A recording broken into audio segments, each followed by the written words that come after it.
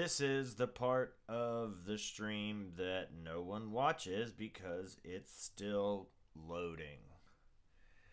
This is the part of the stream that no one watches because it's still loading. So if you're watching the VOD, this is the boring part. You can skip ahead.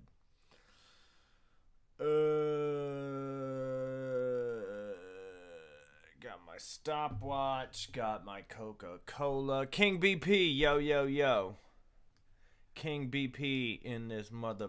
Yo, have I heard your music yet? I feel like I did something for you last week. Something of yours, and I don't remember what it was. I remember the name. I'm trying to remember what specifically it was. King BP. I'm looking back. Let's see. Was it? Oh, it's for percussion ensemble, right? And it had the weird drum pattern, right? Yeah. It was like, I liked it. I remember liking it had this sort of the funky, like the like a simple melodic motif, but then the no. It was the one with the synth. Yeah, okay, I remember now. I really liked it. That's what I remember.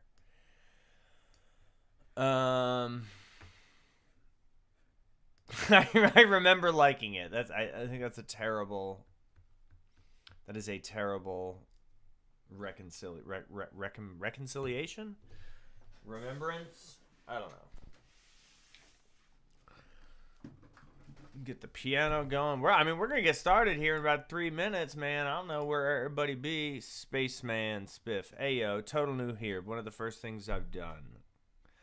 And then message retracted. Too bad I already saw your message. We like noobs here. We like noobs. Should we do a noob? Let's do a quick noob. So, Scabaret. Should we just shit all over some first timers? Where is Scabaret? I don't even see their submission.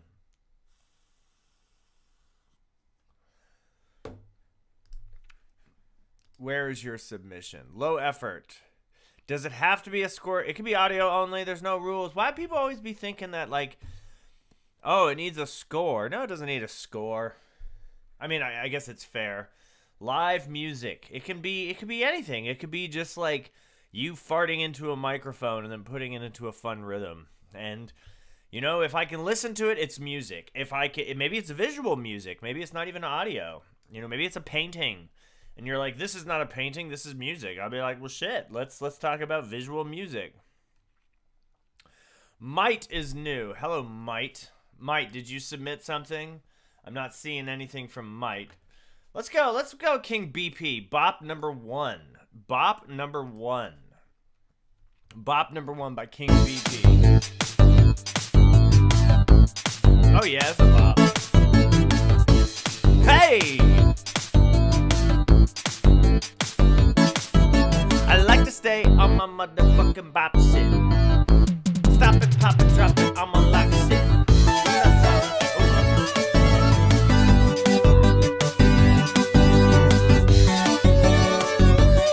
Hi, Daniel. Wait, I like this. Why do I love this? This is awesome. This goes hard. New P music?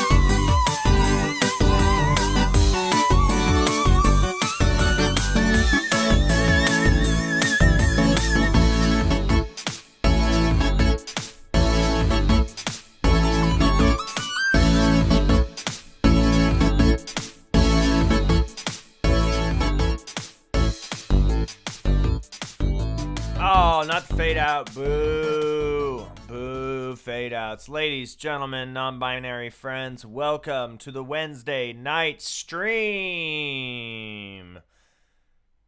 I was waiting for like the soundboard effect, and nothing came. What the hell is this? Bro, what? I don't know what the fuck that was. That was crazy. Let's try that one more time. I said, ladies and gentlemen, welcome, ladies, gentlemen, non-binary friends, and gender fluid folks, welcome to the Wednesday night stream. I'm your host, Seth David. You are listening to the cool, wacky musings of King BP and their bop number 1, which had a very lack of punching bass drum. Now, I understand not everything needs like an EDM slamming kick drum, but like you had kind of that EDM slamming snare, so why not complement that snare with a like a really just bopping, hitting kick drum? You know what I'm saying? Like you know, get that kick really, get that kick absolutely kicking. We want something like a let's see, we can grab one of these. Let's do,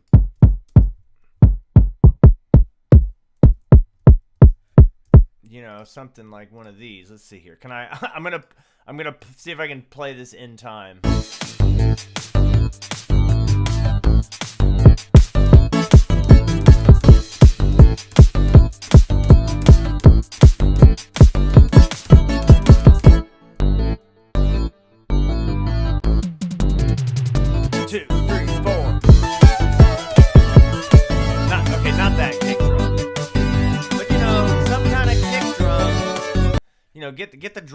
Get the drums really cooking in there. It needed some drums, man.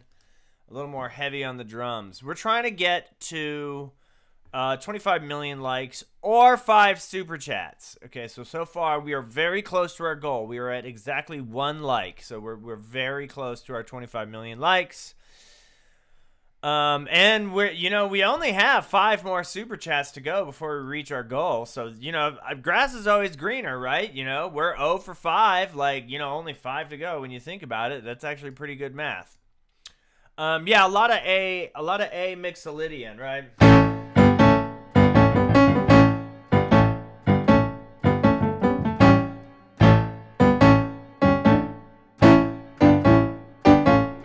Even if you would add some contrary motion where it's...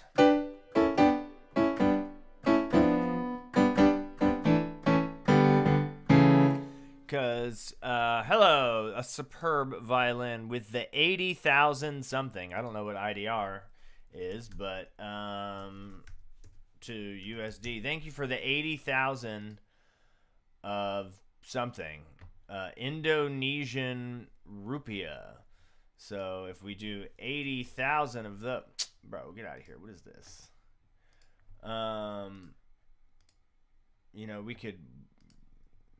We go crazy with 80,000, bro. You know what I'm saying? Like that's a lot. So yeah, I think a little too much of that A Mixolydian vamp. I like the synth stuff. Definitely could have used a solo.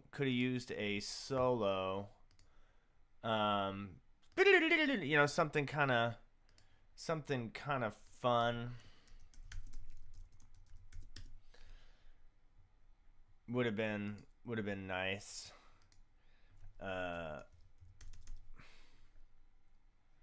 That would have been tight, but it didn't have that, and that's okay too. I'm not upset. Look at that. We now only have 4 more super chats to go before we get to our goal. And also, we're at 6 likes. I mean, we're basically to 25 million already at this point. King BP, I liked your bop a lot. I thought it was bopping. I thought it was fun. Definitely heavy use of the Mixolydian. Even have like a...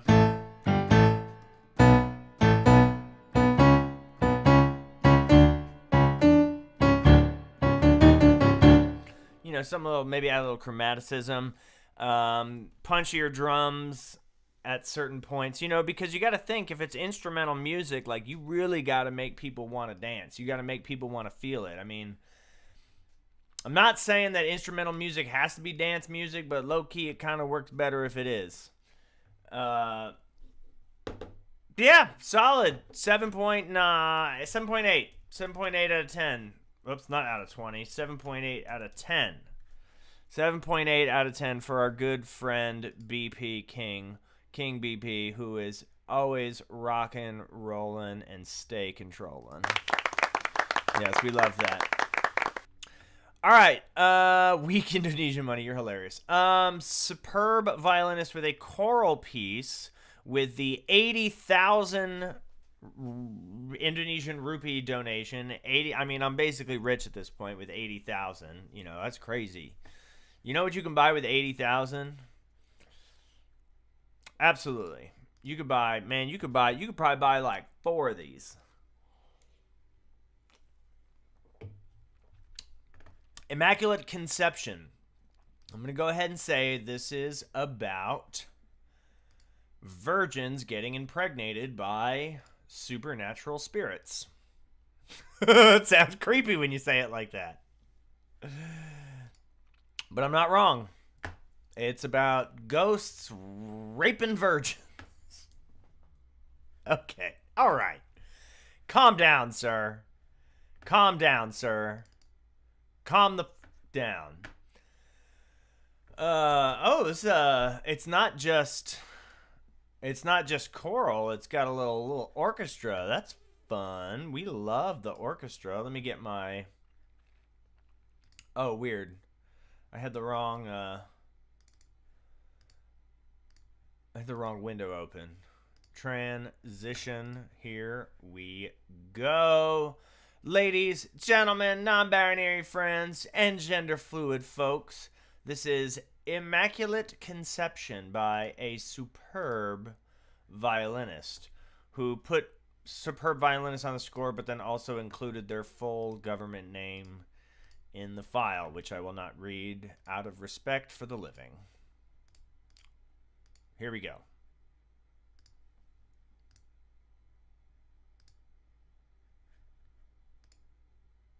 Any minute now.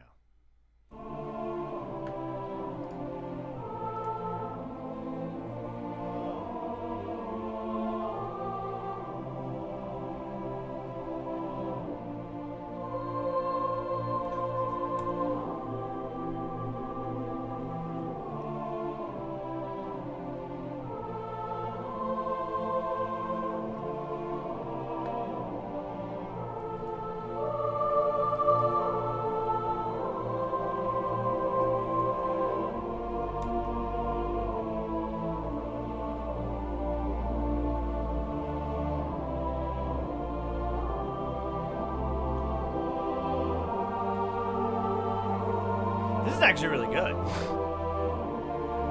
What's with this bar of tacit, though? Ooh, spicy little diminished chord there.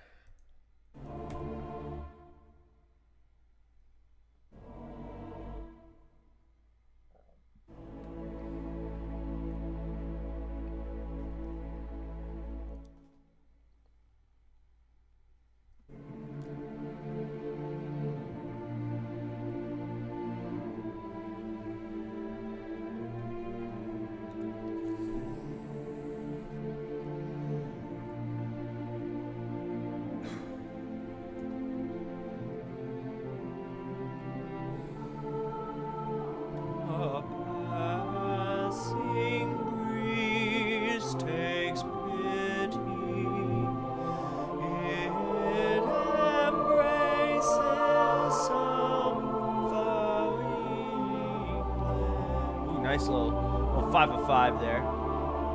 With a nice little key change into the dominant. Oh, there's the harp. I was wondering. Ooh, love that chord. Are we going back home?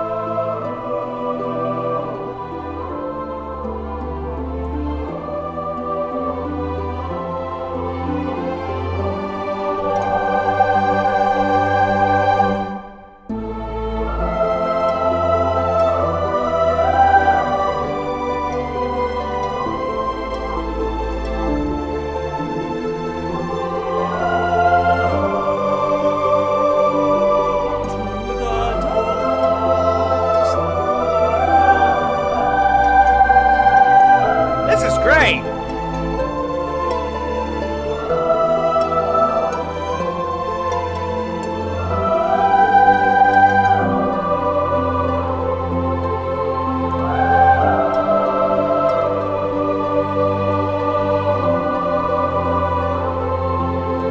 Like little triplets in the harp.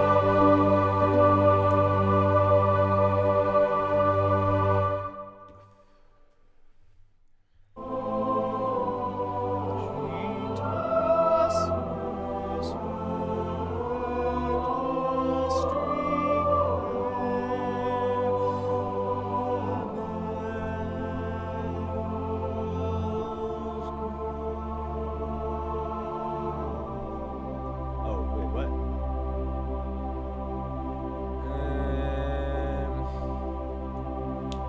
Not ending on a super strong chord. Kind of weird. We have this kind of spicy little D minor down to C, a little 2-1 action, a little 2-1, a little 5-4-2-1 at the ending. 5-4-2-1 for the, oh shoot balls. Wait, what? Bro, what did I do? No, I did something bad.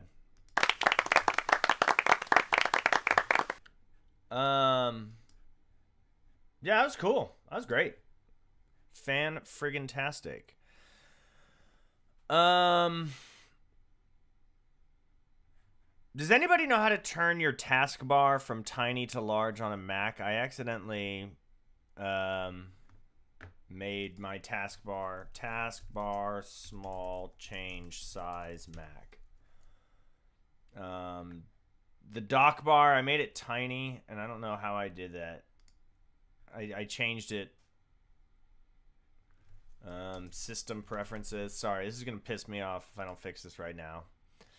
System preferences, dock and menu bar. Dock and menu bar. Okay, there. I fixed it. We're good. Crisis averted. Yeah, okay. Let's talk about this lovely composition. By the way, we're trying to get to 25 million likes, and we're only at 6. So we're getting there. We're also trying to get to 5 super chats at least. So there's a couple of things that I wanted to point out. One, I actually really like the simplicity of it. It's not overly orchestrated. It's not overly big. Like, there was this choral piece I heard last week that was really large in scale, and I actually really liked that. But with that, I think you could definitely do a little bit more in terms of beefing up the overall, not just the arrangement, but the writing, actually. The arrangement is fine, but the writing, in terms of the accompaniment and some of the very homophonic movement, like you see here, like this is a lot of like quarter notes in the strings, quarter notes in the melody. The choir pretty much moves in unison throughout. Not unison, but homophonic unison. 2 parts at the most. You know, like here could have been a great time to have this sort of cascading, like carries its gold and gold and gold and gold. You know what I'm saying? Like this sopranos, alto entrance, tenor entrance, bass entrance. You know what I'm saying?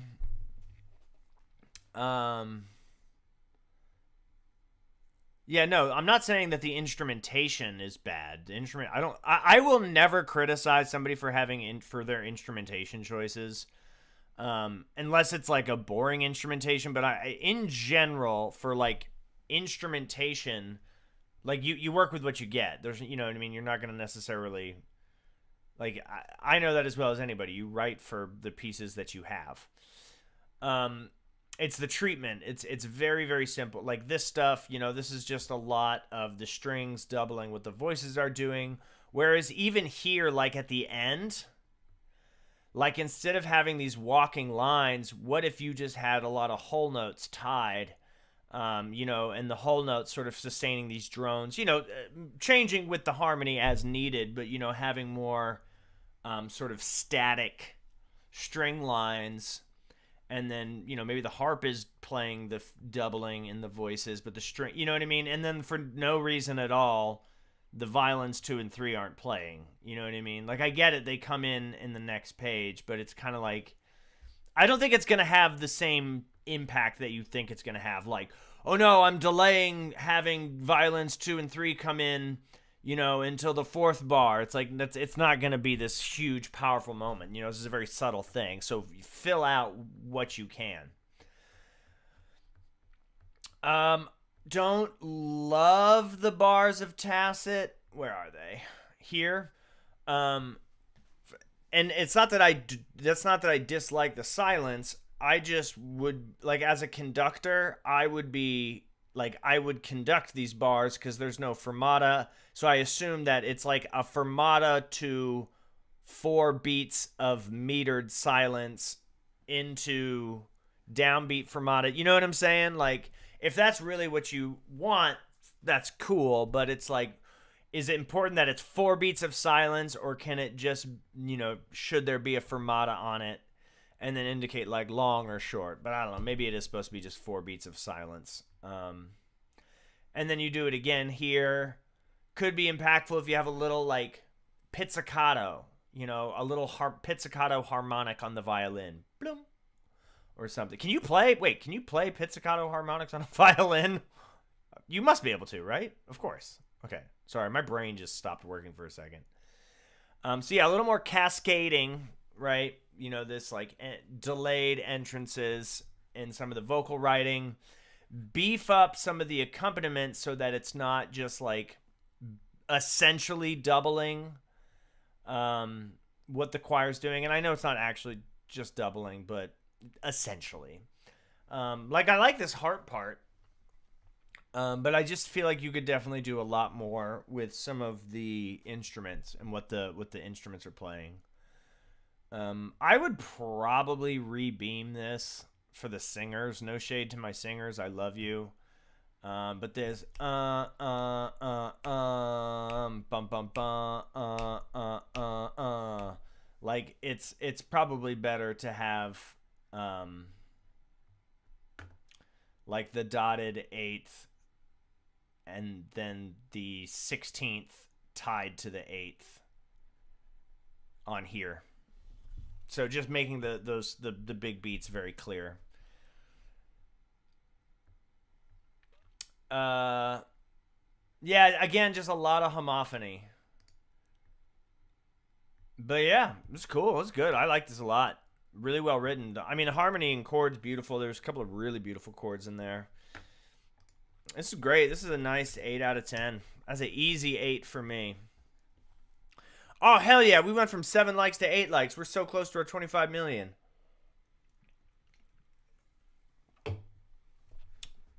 Bro, they can't hold us down. We're big. 8 out of 10. Very, very cool, superb violinist. Thank you for sharing. All right, where are we at? Where are we at? What are we doing? I ain't seen no super chats, man. My daughter needs diapers, bro. Y'all for real out here, just making me suffer, man. Making me suffer. You're all musicians. You're supposed to be hella rich, aren't you all rich? You rich musicians. You're like me. You're rich. All right, who are we doing? Let's do another newbie. Let's do Might. RC, what's up, RC? Hello. I know you from Discord. Might, where are you? I'm not seeing. What's your name in the Google form, Might? Oh, I see you. Feels like a dream. I don't know what genre it is. Ooh, okay, so we have our fun game of What's That Genre?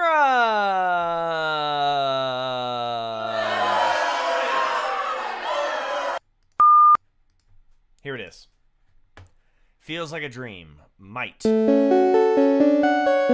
Okay, it's indie synth.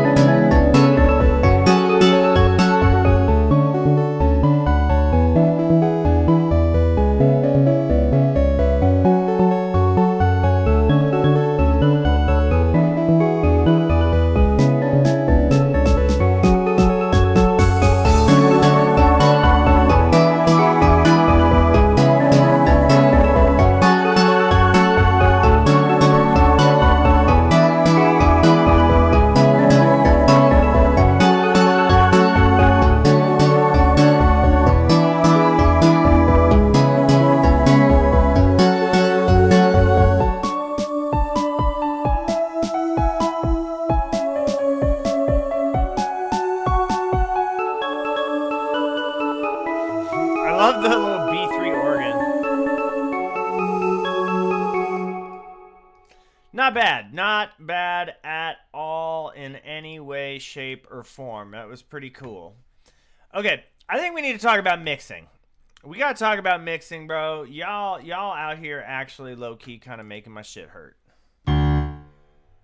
Because we are just not locked in with your mixing. The mixing was just not good. I don't understand what the issue is with people not being able to use their ears.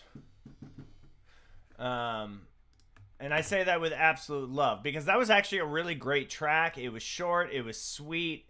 I liked the bum-ba-dum-ba-dum-ba, catchy rhythms with a nice little melody. But those stabs, like the synth stabs, were so unbelievably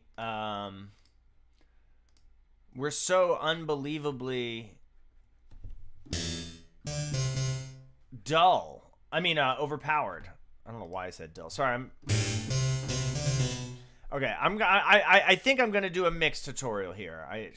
Chat? How do we feel about doing a mixing tutorial so we can fix all of these problems? Basically, what you need to do is you need to turn all of your instruments down to like at least -6 dB, give or take, because it sounds like you have everything set to unity gain of 0, and then you need to get your drums so that your percussion is fucking hitting, right? Because we're just so stuck on these like.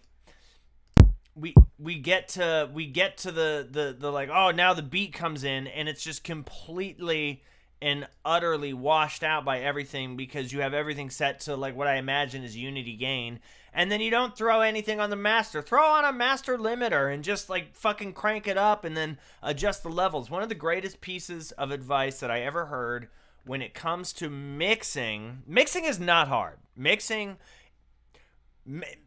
This whole thing of like, oh, mixing is hard, how do you get a good mix? It's actually very simple. Now, excellent, perfect, beautiful mixing, that's a different story. But basic mixing is very simple. It's turn everything the fuck down.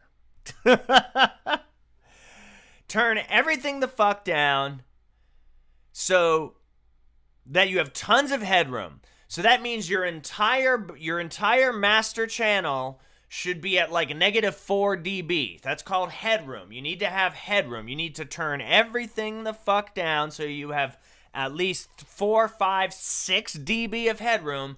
That means your master is like way low. And then you mix everything at a low volume, like at basically a speaking volume.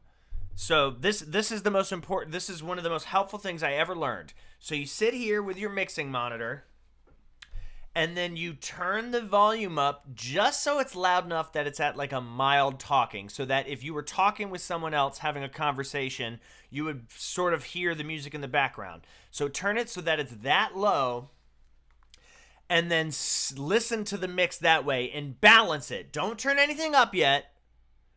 Hello, DJ Graves. So have everything so that it's leveled correctly, like the drums are loud enough, the bass is loud enough, everything is balanced, right? Because the first thing before you mix, you want to balance everything. And then once it's balanced, then you start bringing everything up until you hit that like -1, -2 dB. And then just throw a fucking soft clipper on it. I'm not gonna hold you, bro. Like my shit, I'm so Gen Z with my mixing. I just throw a fucking soft clipper and crank that bitch up, and then I'm like, cool. It sounds fucking loud. It hits, and that's basically it. Do we want to do, chat? How would we feel about putting a 15-minute pause, and just doing a quick mixing tutorial? I know we're here to listen to music, but I feel like I could just do, I think we could just do, Sophia, I was just talking about you to someone else about your choral piece. Welcome back. I think, unless you're a different Sophia. How would we feel about doing a quick little mixing tutorial, chat? I feel like it could be useful, but do we really just want to hear other people's music, or do we want to make a little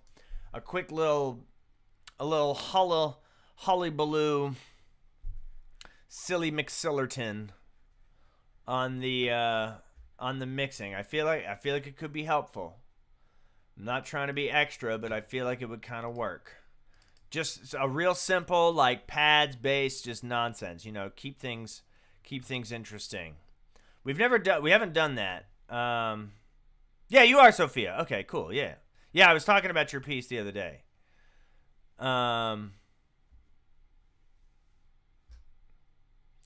Who is that? I think my submission on Google Form has a good mix compared to the earlier. I don't know what's going on. All right, let's do a quick. We're gonna see how this goes. We're gonna do something that we have not done. So let's do window capture. Okay, and we're gonna do Logic. I've got my Logic Pro opened up. Actually, you know what? Fuck it. Let's just do. Let's do a full screen window capture. Okay. And we'll do the Logic Pro. Okay. And what is this one?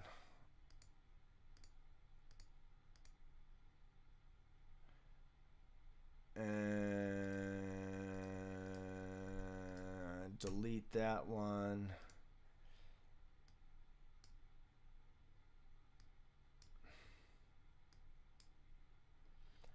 All right, transition. All right, here we are in Logic. So we're going to record. We'll set a tempo at 160. I don't even know what this is.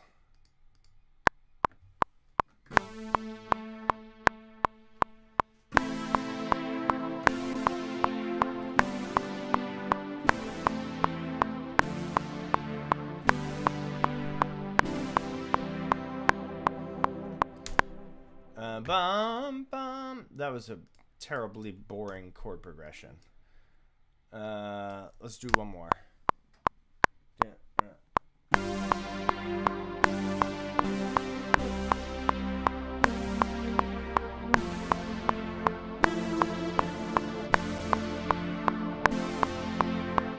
Alright, little 2-5-1. That's slightly better.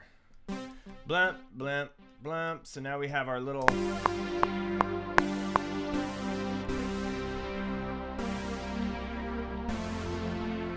Alright, so we've got this silly...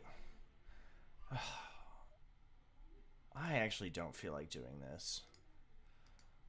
I don't feel like doing this.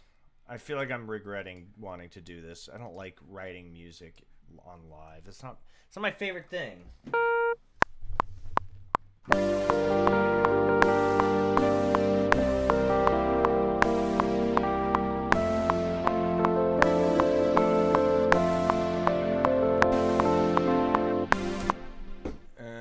Okay, so we have the piano. Because now I got to think about the orchestra. Now I actually have to, like...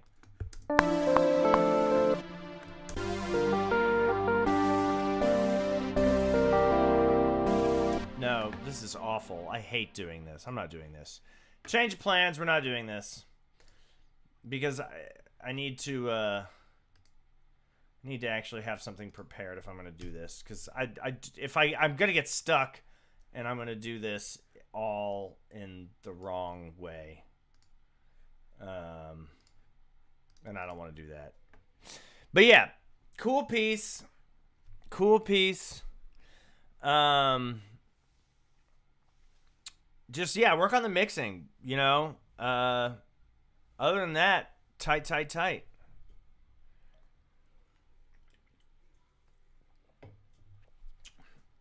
We'll do a live music cook-up sometime when my head is right. I have to mentally prepare myself to do live.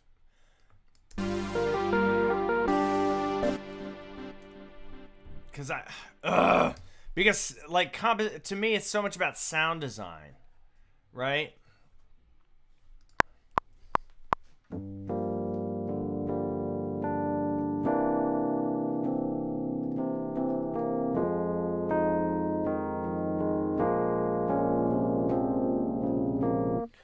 It's so much about sound design, and I'm not going to sit here and subject you all to my incredibly tedious sound design.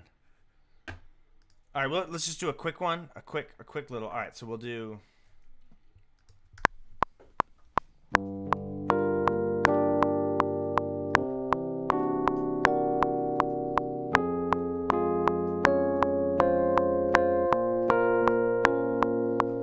That was cooler.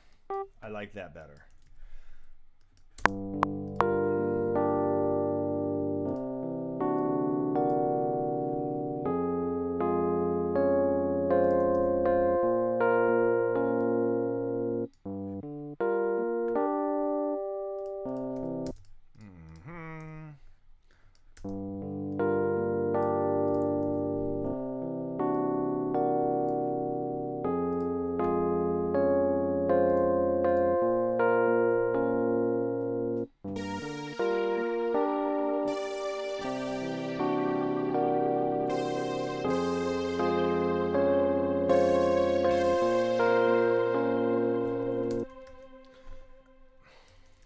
All right, so now we have that.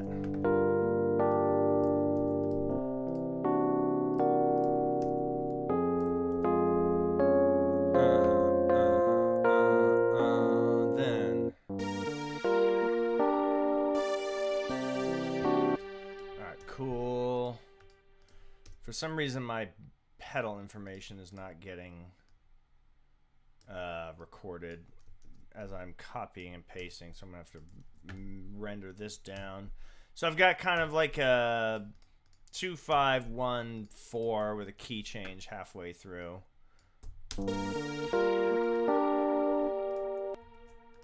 Wow, my computer is not liking this.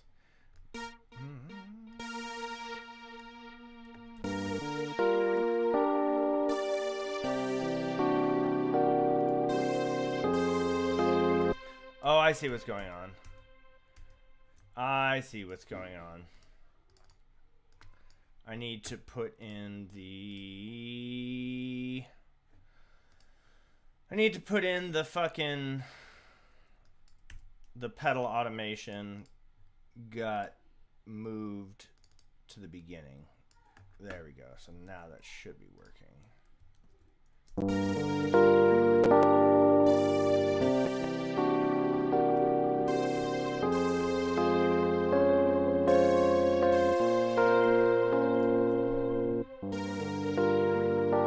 Right, and then you add some like, let's add some arpeggiated harp on top of that.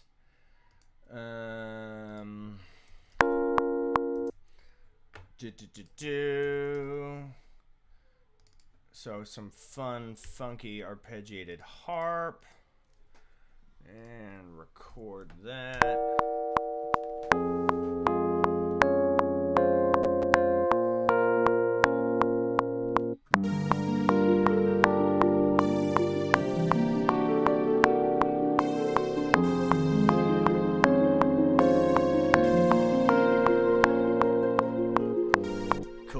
Cool. So we have that little arpeggiated harp. So immediately, what I got going on is that I'm thinking, okay, I need to make sure that none of these frequencies are competing with each other, because I already know that I have quite a few different instruments that are more or less in the same, like the harp and then the keyboard.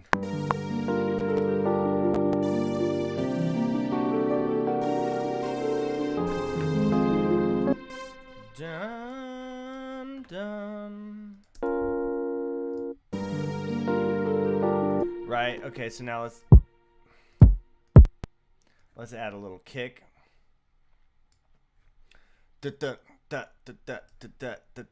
I like how I said I'm not going to do this, and now I'm literally doing it. Because I really want to show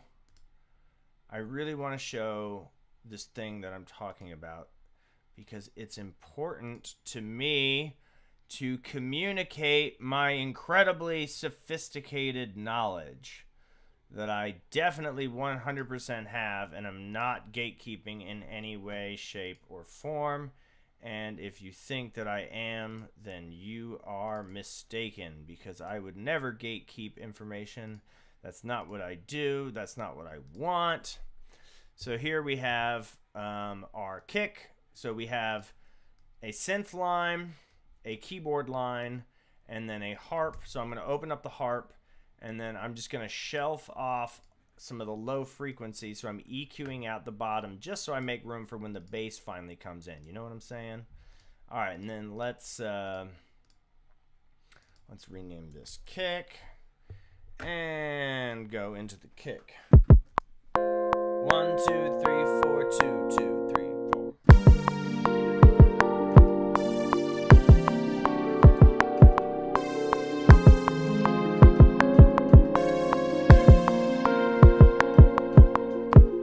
Cool, so I have this little kick pattern now, right? And I'm going to go ahead and add in a hi-hat. Let's just not Google, but hi-hat. We'll go into hi-hat. Let's see here. I don't want a loop. I want a hi-hat. Ew. Why are we doing these loops? Loops are whack.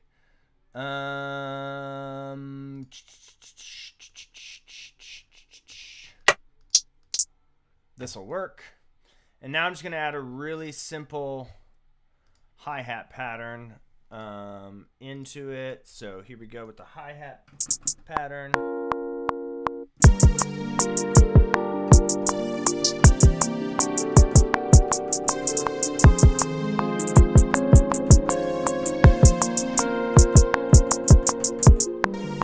Okay, cool. So now I have that little hi-hat pattern. Let me blip, blop, bloop.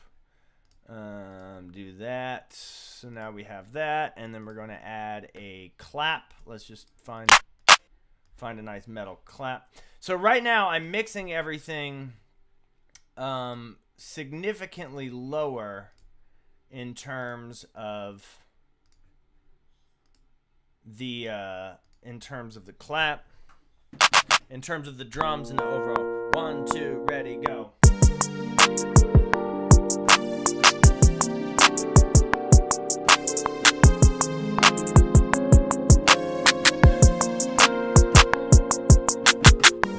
Cool. So it's like, boom, got that. Raymond Dewar with the $5 super chat. I promise everybody we're going to get to it. And now just for the yucks and the yums, we're going to add a little bit of 808, right? So far where I'm at is clipping like a mofo.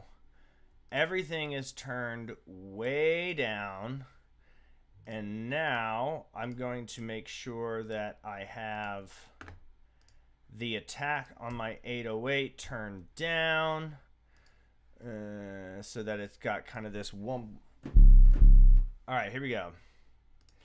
So everything is down, and I'll get a nice little count off. Here we go.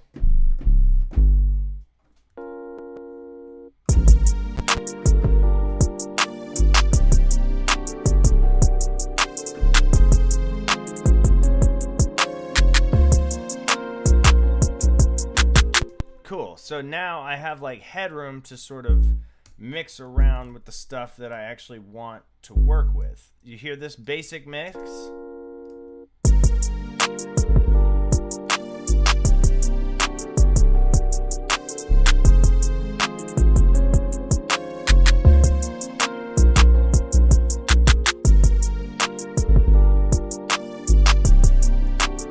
And even then, like, you know, the clap is a little too loud.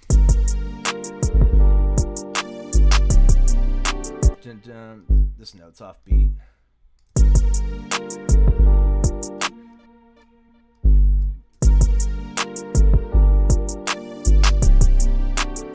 Yeah, try to tell me that he gotta go when he walking down home. I already know that's the road that he chose. That's the road that he walked on. That's the mouth that he talked with. That's the move that he moved with. That's the music that he really tried to groove with. This is the type of shit that he doing when he moves it. He got brick, he got keys, he got bars, he got D's, down in threes, plus a 5, that's a 9, you alive, lay your body down. I don't think that he survive, I might have to hit that boy, tell a girl bye-bye now. Alright, cool. Mixing tutorial done. Mixing tutorial over. Okay. You are Individualante with the $2 super chat. Thank you. Thank you, thank you, thank you. Alright, I actually kind of like that beat. I'm going to save that beat for later. We'll call that one Live Stream Impromptu, because I might use that for later, because I actually kind of like the chords. The chords are nice. Alright, don't worry. We're back to the music reviews, everybody. Sorry about that detour. You are Individualante. Actually, no, I'm sorry. We got to get to our Venmo super chat. Thank you so much to... Let's see. Where did I see?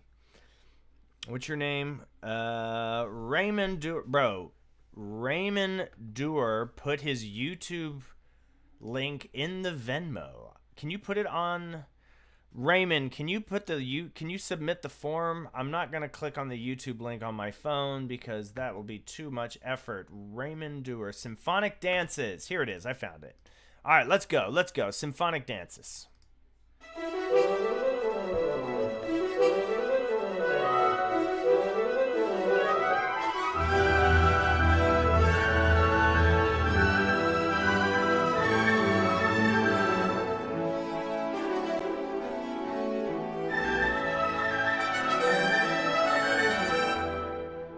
This shit tight.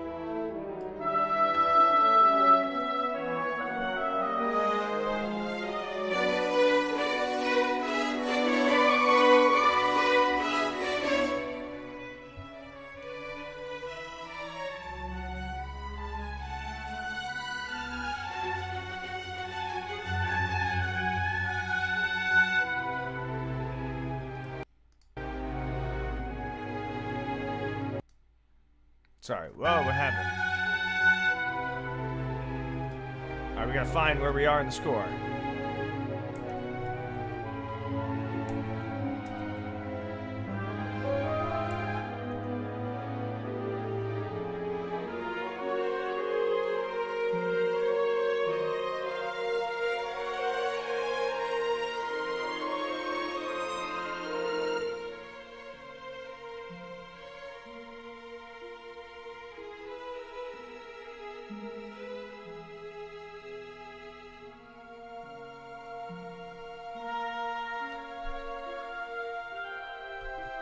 Nice with the oboes.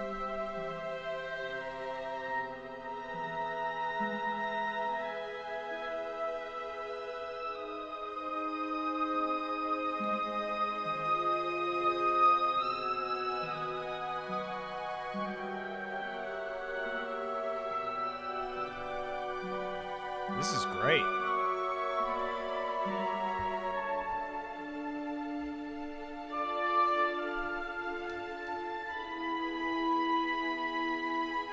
It's giving John Williams a little bit. Howard, not Howard Shore. Hans Zimmer.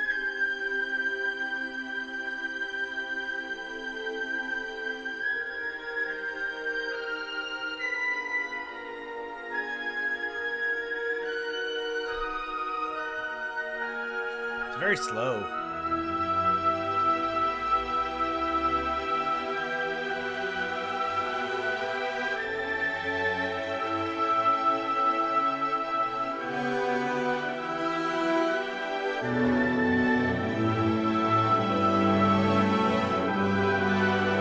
Come the bassoons.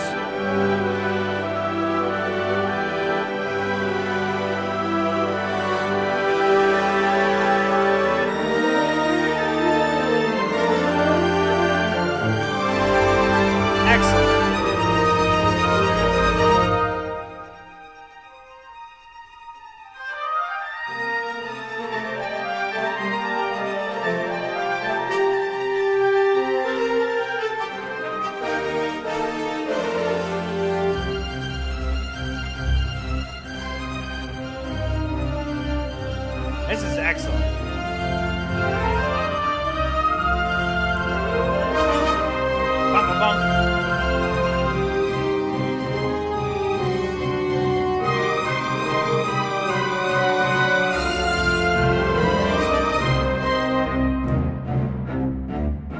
Ah!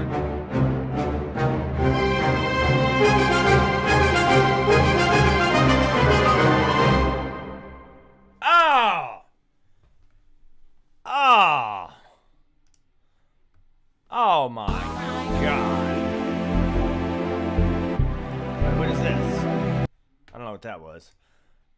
That was tight. That was tight as shit. Dang, bro, that shit was tight. That's great. Shit was absolute gas, bruh. Although I don't know about Symphonic Dances. It didn't seem much like a dance piece. It had a little bit of dance elements. I don't know what's going on in the score right here. What is this? The contrabasses just like have to improvise. The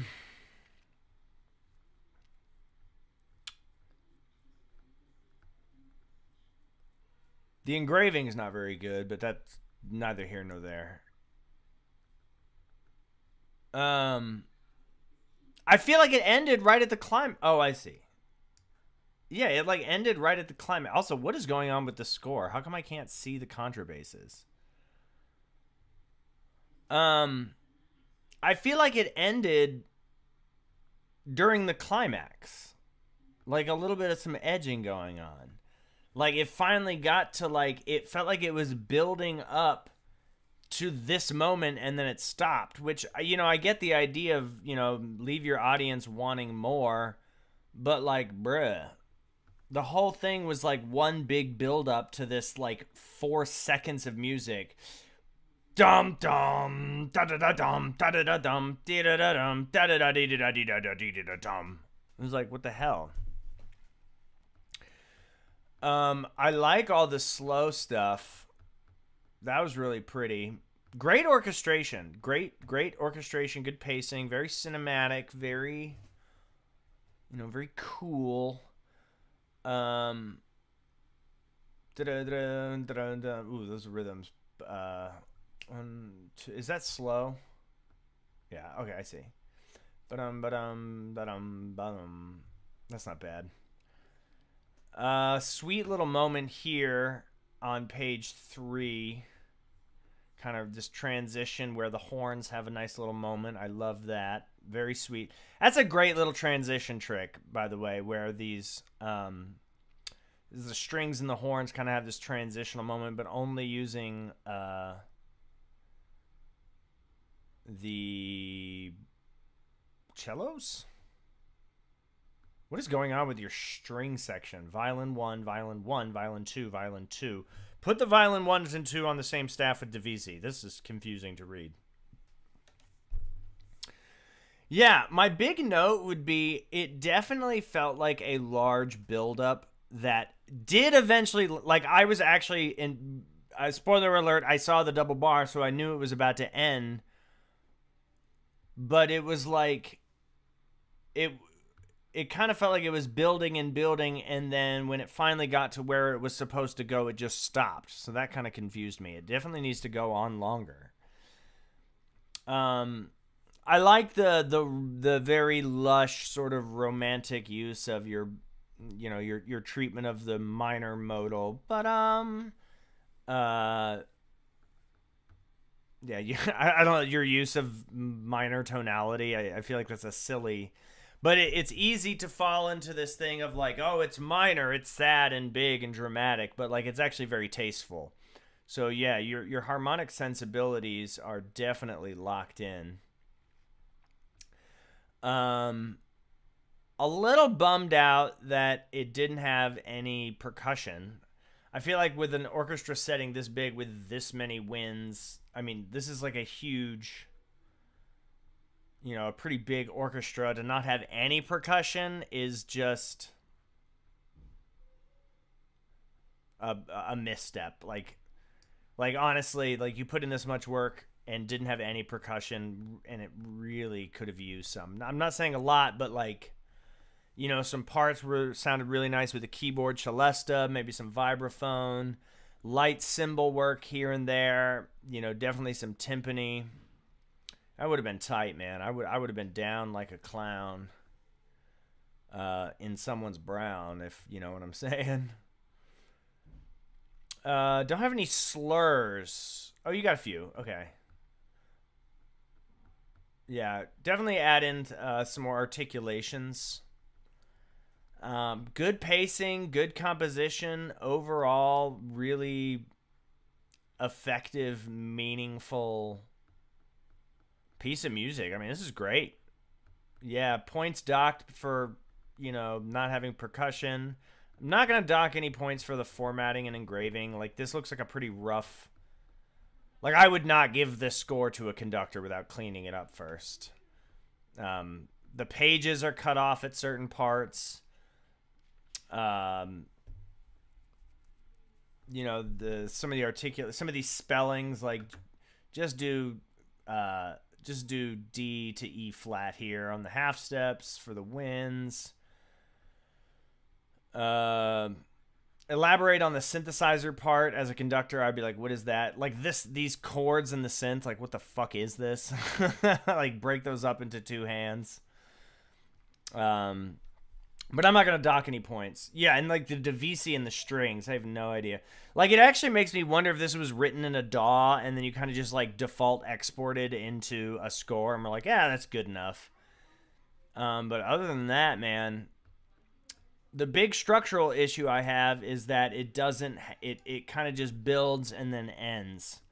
I would find a way to work out this section is by far the most interesting. This like last whatever that is, like 16 bars for these last 12 bars. This melody with the horns is super fucking powerful. I would find a way to put that in. Somewhere earlier in the hi Lily. Definitely have that part come in. It needed to come in early, and then maybe just bring it back in a full 2T orchestra. 2T unison.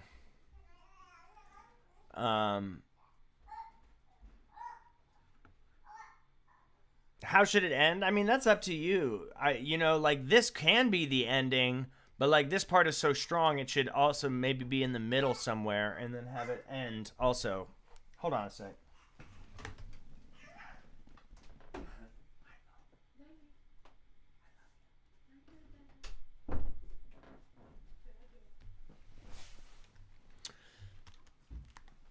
But yeah, milk this. This can be the ending. Just orchestrate it, full it out, make it 3 times as long, and then find a way to put that melody, that section somewhere in the middle where it's where we need that sense of arrival. Also, good use of the tempo changes. We know how I feel about them tempo changes. Funny sounds in the background. Yep, that would be my 1.5-year-old daughter making silly sounds. We love her. Okay, shit, dude. Even with the structural issues and the pacing and formal issues, that was so good. 9 out of 10 for sure. That's one of the easiest 9s I've ever given. That is one of the easiest 9s I have absolutely ever given.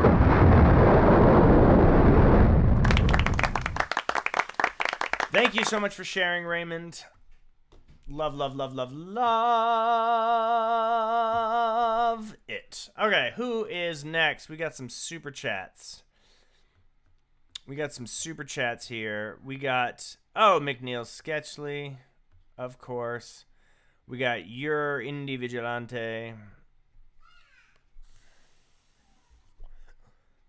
Let's go with McNeil released his album called 3D Pinball. Called 2 CDs. The rest are from an album out in a month. All right. Ladies, gentlemen, non-binary friends, and my gender fluid folks, it is time. We're actually at the McNeil Sketchley phase of our night. We're kind of starting early. McNeil Sketchley, the man, the myth, the legend, arguably my favorite composer right now. Never ever disappoints. Is very heady, very sort of finds this beautiful balance between the cerebral and the visceral. Very thought-provoking, like social commentary on, artistry. Very somehow extremely heady, but also very much in your feelings. So bridging that gap between academia, high art, and accessibility with a tinge of avant-garde. And by tinge, I mean a significant amount. Let's do 2 CDs off the new album. He said 2 CDs is from the album. So we're going to do the album sampling.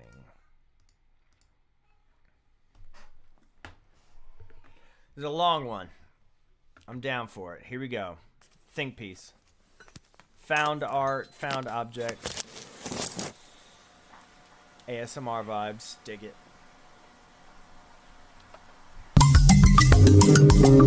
Woo!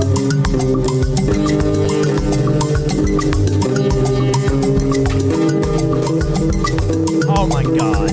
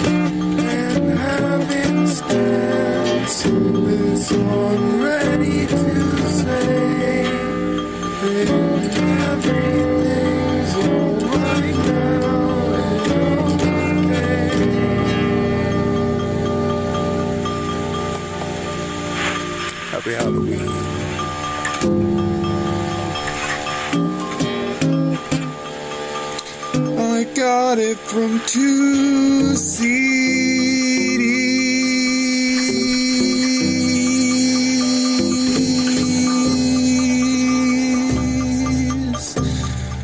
I got home from 2 CDs.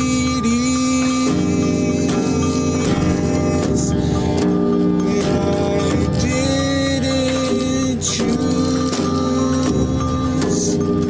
But in the end, I really need.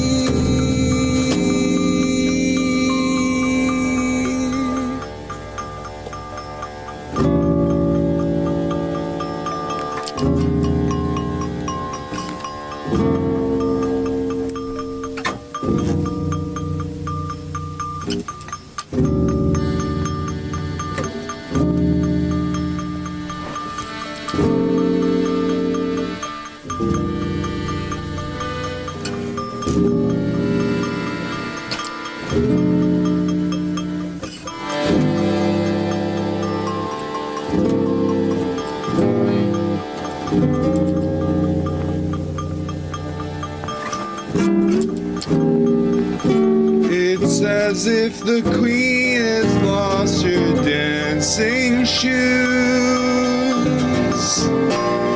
The step that tunes, the step that grooves.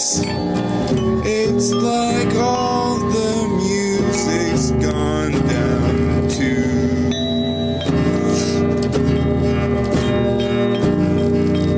down the tubes. I could really use dancing shoes.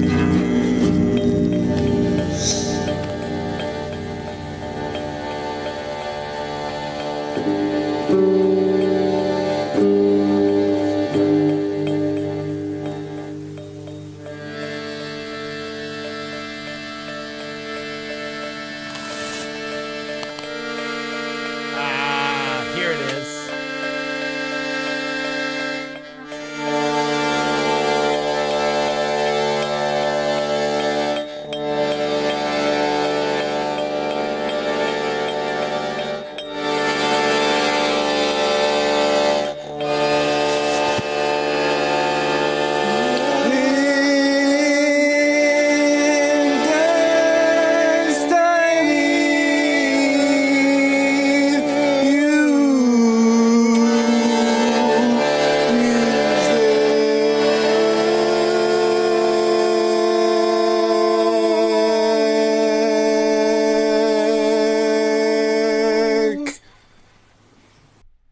Ooh. Nice ending. Cool. Fucking cool. 2 CDs. All right, stand by. We got to take a quick pause.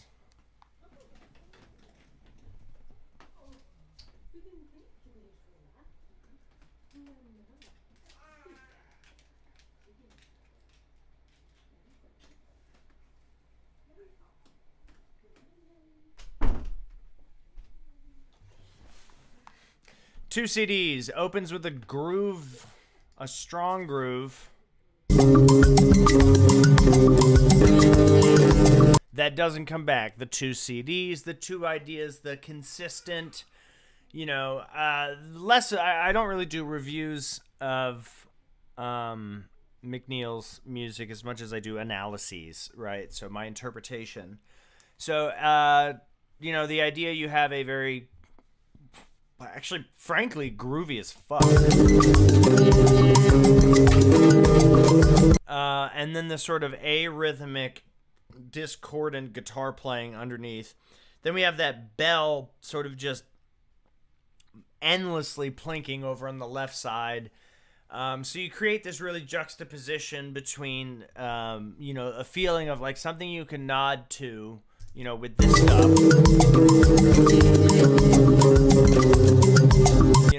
And then that sort of breaks away, goes into that signature McNeil, low fidelity, fringe indie, iPhone voice memo type of recording of the vocals, which are very much distant from, a conventional head bobbing thing. So in my opinion, that's sort of the obvious 2 CD imagery. Don't know if that's exactly what was the aim, but like that's sort of on its face the big obvious sort of implication. Additionally, I think a common theme in a lot of McNeil's music is usually there's some kind of persistent drone. In this case, there was actually 2. There was the absolutely incessant bells that were ringing in the left side. And then this weird thing where everything is tied together by this guitar that can't quite decide if it's discordant, sort of amateur nothing, and then these sweet little melodic chords that are actually very beautiful. They happen sort of very sparsely throughout, but it's like, oh, that's actually like, that's guitar playing. It resembles guitar playing.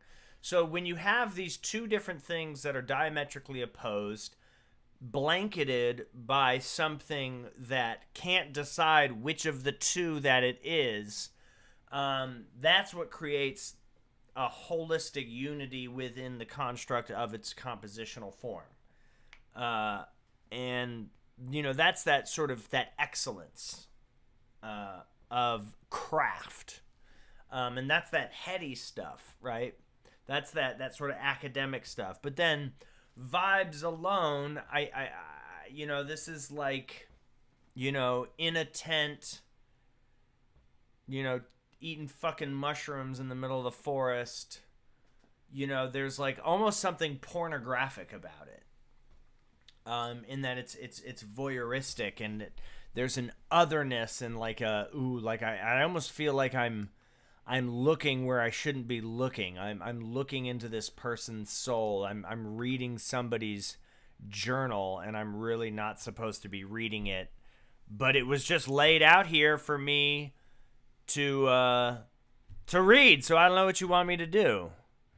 And that's I think that's a really powerful aesthetic, like sonic quality that this particular piece has. And I don't want to say this has more of that than other ones, but for some reason particularly that stood out. And then not to mention there's some kind of weird instrument at the beginning.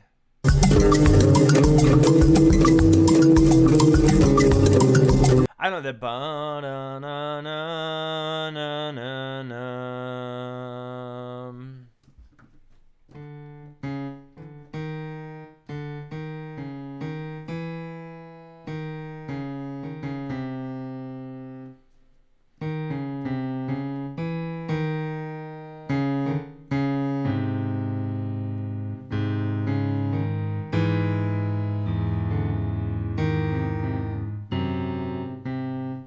that it almost has like a sitar sound, but I'm pretty sure that's actually just the guitar. And then, of course, we have the accordion playing these sort of menacing bellows that are like the lungs, the life force. There's that humanity in the music that, I just absolutely adore. As far as, like McNeil kind of gets Luciferne piece. Thanks for stopping by. As far as McNeil Sketchley goes, I feel like he kind of gets ratings in his own thing. I would say this was one of my favorites of his because it had a lot of depth to it in terms of its scope, and I really appreciated that. So, 16 out of G major 7. McNeil Sketchley, the man, the myth, the legend. Thank you for sharing. Lucas S. with the $20 super chat. Lucas S., thank you so much. You are so unbelievably generous. Can we get some robots in the chat, please? Can we get some robots in the chat for our friend Lucas, who single-handedly just bought my daughter a pack of diapers. Thank you for the diapers. Thank you. Rhodesy, Waltz and Street. Hello, Rhodesy, with the mandatory $2. Love it. All right. Lucas S., what do we got today? Lucas has Galactic Dread. Wait, what? Oh, it's a Spotify link. I see. But it's not a clickable link. Why is this not clickable? Galactic Dread. Here we go.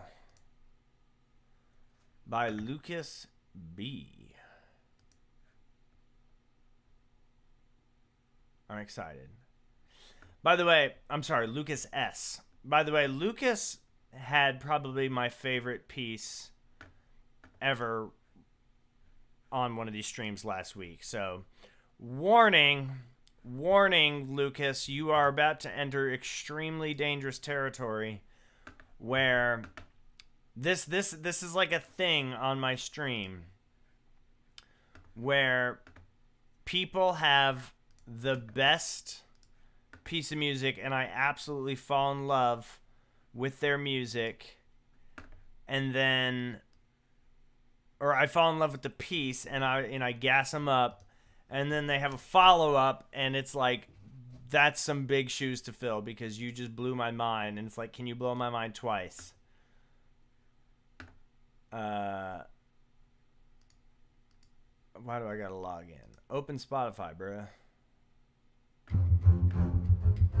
So, forewarning, I'm gonna be particularly hard on this because you've set a really high standard for yourself. Without any further ado, Lucas S., ladies, gentlemen, non-binary friends, and my gender fluid folks. Galactic Dread.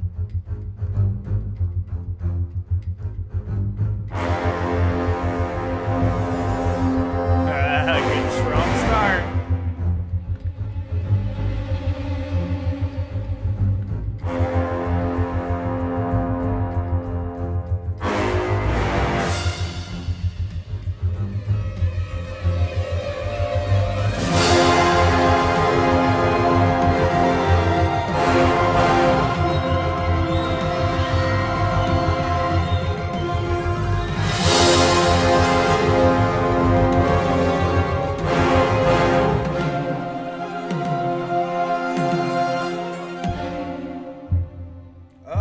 Sneaky.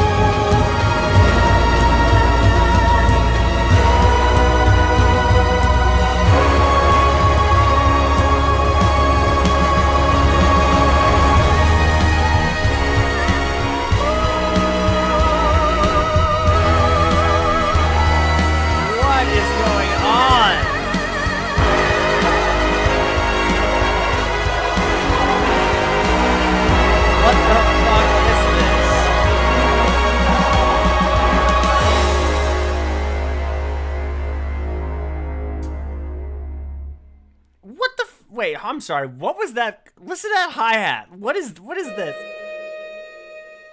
What was that? Listen to, hold on. Wait, listen to this.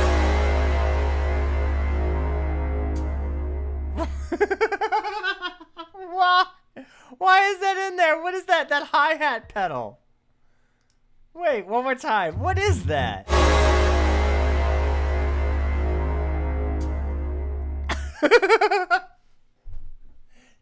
Just for no fucking reason. Oh my goodness. All right, you did not disappoint, my friend. You absolutely did not disappoint in any way. That was great. So cool. I seriously, with that, so hard.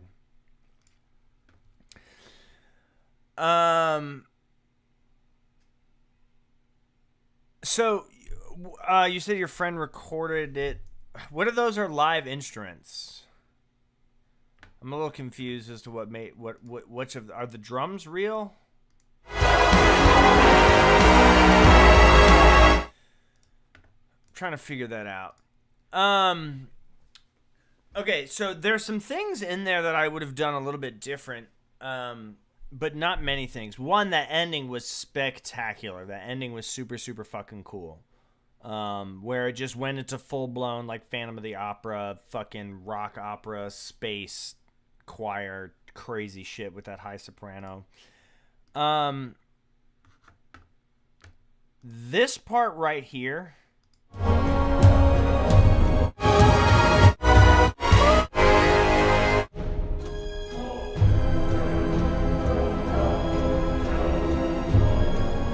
where the choir is doing, where the choir is doing the hum, the sort of hum. I would have found a way to actually kind of put that at the beginning. The beginning was a little, or somewhere in the, you know, I didn't feel like that was where it needed to be. Also, I love the use of, like, having those.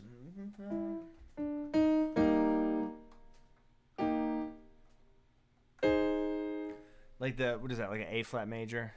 Yeah,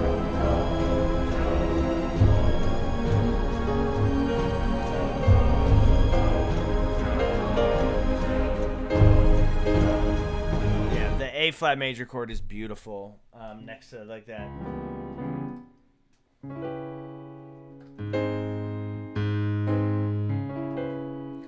The sort of D flat minor, minor 7 flat 5 into the. That sort of like half diminished minor plagal cadence-esque thing that was going on was super tasteful. This 2/3 of the way through, where you started playing with these kind of weird accelerandos, it seemed a little unusual. I felt like the tempo couldn't quite settle on to... Like, it couldn't quite figure out what it was supposed to be doing. Like, I was like, is it accelerando, descelerando, rallentando? It was kind of moving up and down, back and forth a little bit. I didn't love that. Because it didn't feel like it was intentional. Like, if I got the sense that, like, the tempo was supposed to be kind of speeding up irregularly, like, maybe have some weird pitch bends where it's like this...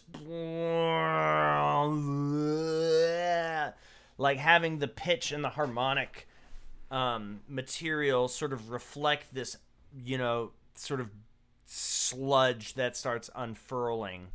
Because it kind of got confusing, and I was like, I don't understand what the tempo is supposed to be here. I think it was here.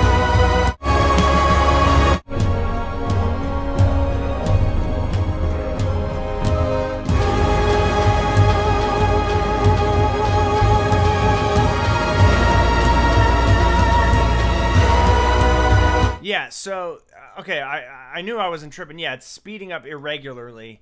I don't know if it's just the nature of, like, the half MIDI, half live instruments, but it didn't feel cohesive. It felt a little, like, it just, you know, sometimes if it's like, no, this is what I want, but it just sounds sloppy, you know, you gotta fix that, because it's not that your idea is bad. The idea of using irregular tempo, like an irregular accelerando, is actually a very interesting idea. However, like, how can you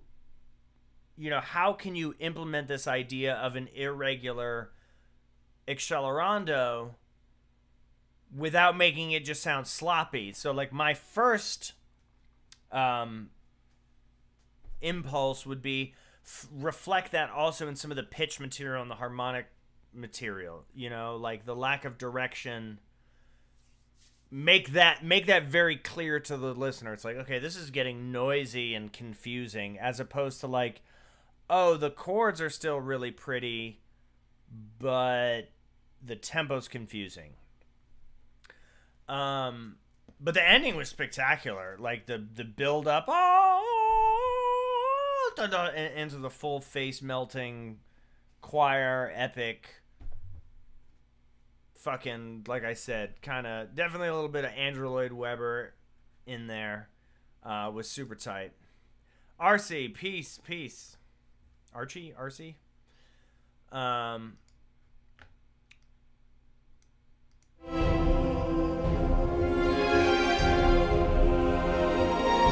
Yeah, I like the that's what I was thinking of. The string motifs of swooping in and swooping out was super nice. You didn't disappoint. You know, it wasn't as good as the last piece because I think the last piece was truly a masterpiece. But it's a strong thing. Definitely some originality, a little chaotic. You know, it wasn't super clean. That's what I was afraid of. I was afraid it was going to be too clean and too perfect, you know, but it was still a little gritty, a little grimy, and had some edge to it, which I like. I think if you just tidy up that sort of accelerando spot, you know, to make it really feel like that, because it felt like it was like trying to build up to that epic ending, but like it kind of fell flat, you know. Maybe having the pitch bending stuff and then like a percussion break where like we'll say tubular bells, timpani, bass drum, and some percussionists just go wild with some like aleatoric shit or something, and it's just like, you know what I'm saying? And then like bring in the real big guns. You know, dig into that chaos a little bit heavier. That was great, man. That was a spectacular piece of music. That was a easy for me. 8.8 out of 10. 8.8 out of 10. Super cool, super engaging, super fun, badass. You know, I don't say badass about music a lot because I don't particularly like that definition, but it's pretty badass. I'm not going to hold you. Fun. Love it. Okay, Rhodesy is up with Rhodesie's Waltz in C sharp minor, followed by Zach Master, because Rhodesie's got the European pound. So, you know, the pound to USD is a little bit, you know what I'm saying? We're working on that trade-off. Okay, Rhodesy, Waltz in C sharp minor. We know Rhodesy, we love Rhodesy. Rhodesy is Rhodesy the Goadsy. Everyone knows-y. Waltz in C sharp minor. Who watched the Super Bowl performance, by the way? Any Kendrick fans? If you aren't Kendrick fans, you fuck out of here. Kendrick's the GOAT. Kendrick been the GOAT since Good Kid, Mad City. I remember when that album came out. And then I had to go back and listen to Section 8. I was like, this is crazy. Section 80 was crazy, actually. But Good Kid, Mad City, that was seriously the berries. The bee's knees. All right, here we go. Waltz in C sharp minor by our darling friend from across the pond, the UK'ser himself, Rhodesy. I'm assuming you're a guy. I actually don't know if Rhodesy is a man or a woman. Might be neither. Who knows? Rhodesy might be a fish. Here we go. C sharp minor, waltz. There's the Chopin.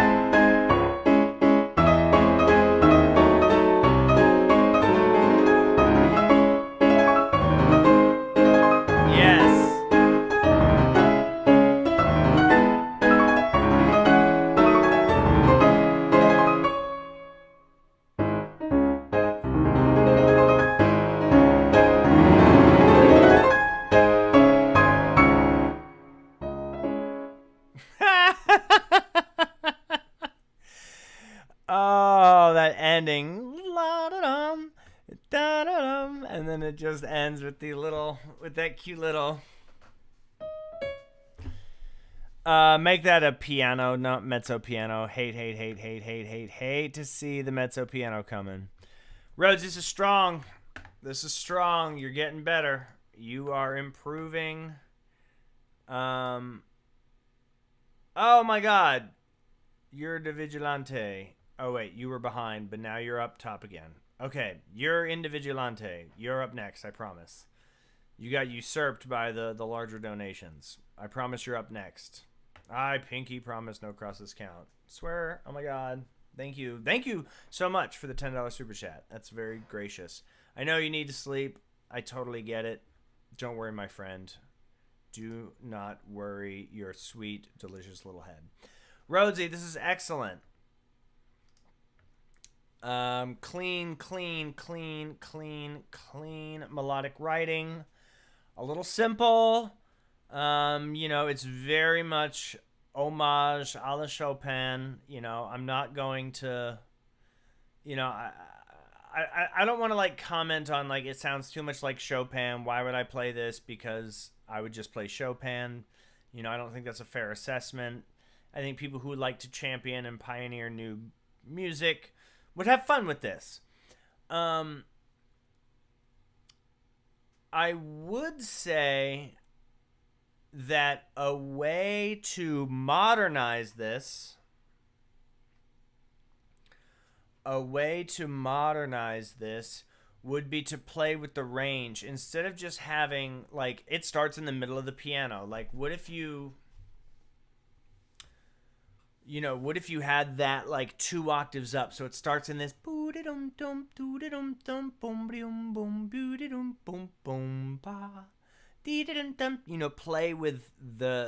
with the character a little bit of the piece by changing its octave, so it's not like it starts in the middle of the piano because this is a waltz in C sharp minor. Start making more creative decisions with the use of the instrument. Or maybe put it an octave down. So it starts in the low register. That could be kind of cool. You know what I mean? So that makes it a little less Chopin and like a little more Chopin influenced, but having some uniqueness. Or like, the melodies in the left hand and the accompaniments in the right hand. Like, oh, that's a little unusual. Some of these like simple changes that you could make that would really add to the flavor of it. I like. Oh, excuse me. The modulation into D flat major. I like me some parallel major. Nothing wrong with that. When the melody comes in octaves, that's pretty cool. Where was it? I really liked this stuff here at the Allegretto at like bar, what is that, 64 to 63, 4, 5.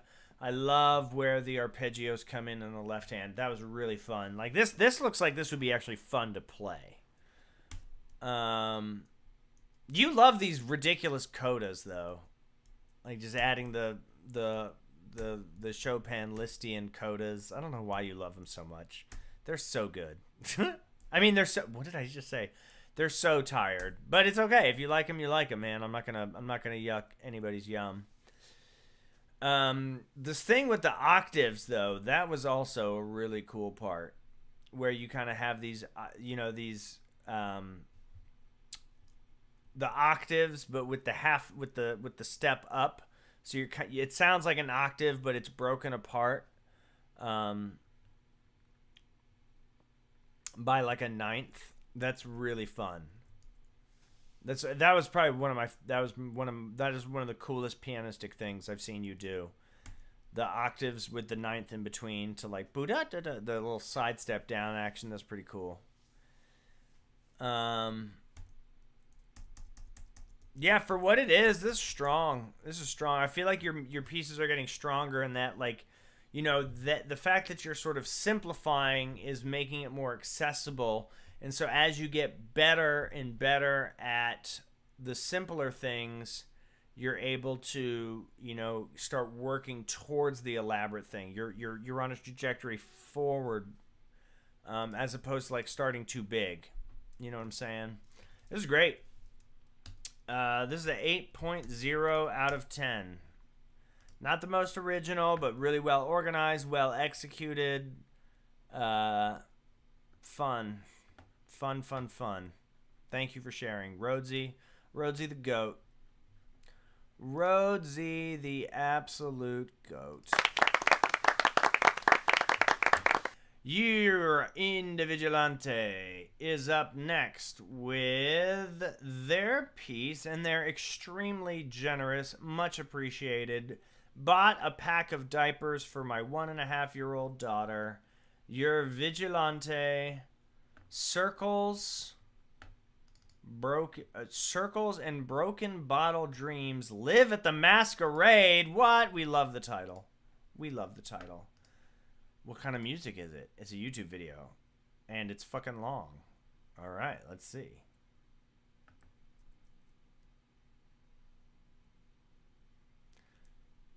Circles and broken bottle dreams live at the masquerade.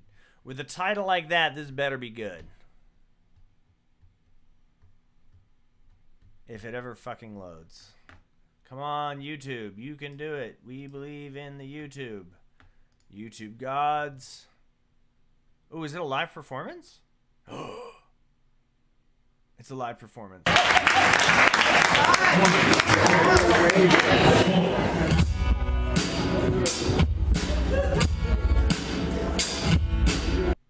If this audio quality is horrendous, I'm gonna cry.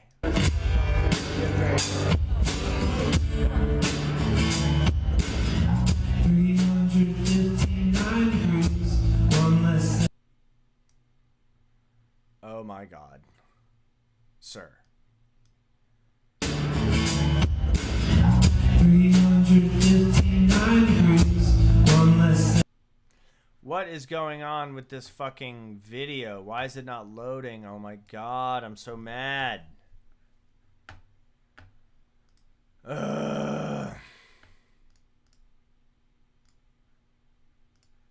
Stand by. Ladies, gentlemen, non-binary friends. Look at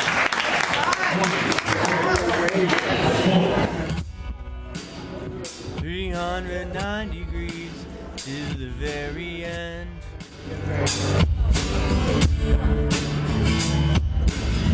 359 degrees, one less than body. Gravity is pulling me backwards. 359 degrees, one less than body. Gravity, she's pulling me backwards. My life is a circle that never came back around. My life is the door we never escape the pound. Never was the cow. No. My head trapped in the clouds. Who never run and never be to be found. Voice not loud enough to sound. So I was found down to the crowd that allowed. Not the Flowbots. Fucking white guy Linkin Park rap acoustic rock.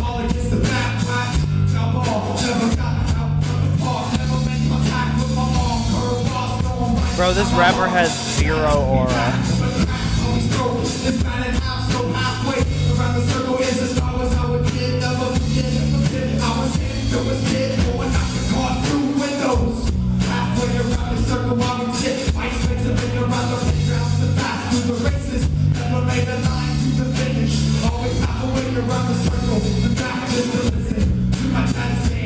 Oh my God, this is from 12 years ago?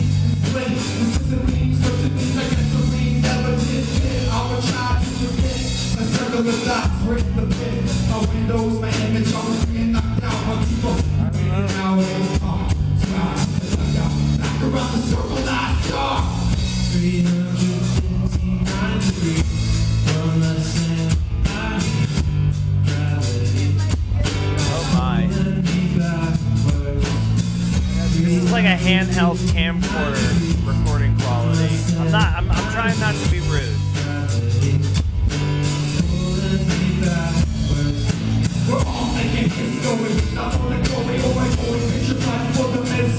Dude, why is this guy so angry?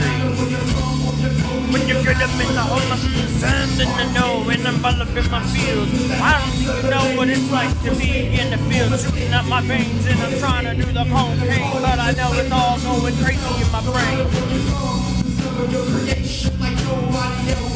I remember in late December, I was looking for the sun. That's a big temperature. And it just begun. So see the rain comes and the fire turning, but I say it's the coldest thing to see the fire turning and it's burning in my heart. The weather feather is ever fucking at the better time. Better than it's in the measure, walking in the pocket in the different lines. But I saw humankind his own crash and flies that hit me from his eyes. The windows of the soul, the windows of the soul. I'm looking at the outside.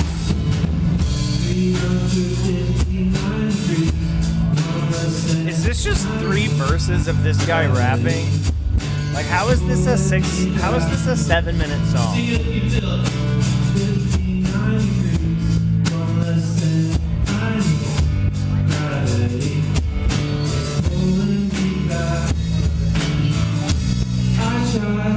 I try to find a way to orbit. Bro said, I'll die before I finally absorb it. Bro, can we just talk about how I'm like shitting on this rapper, and then the composer is just like, yeah, that's my brother. He died of a drug overdose. So now I'm just an asshole. Sorry. Of this reality. Thank you very much.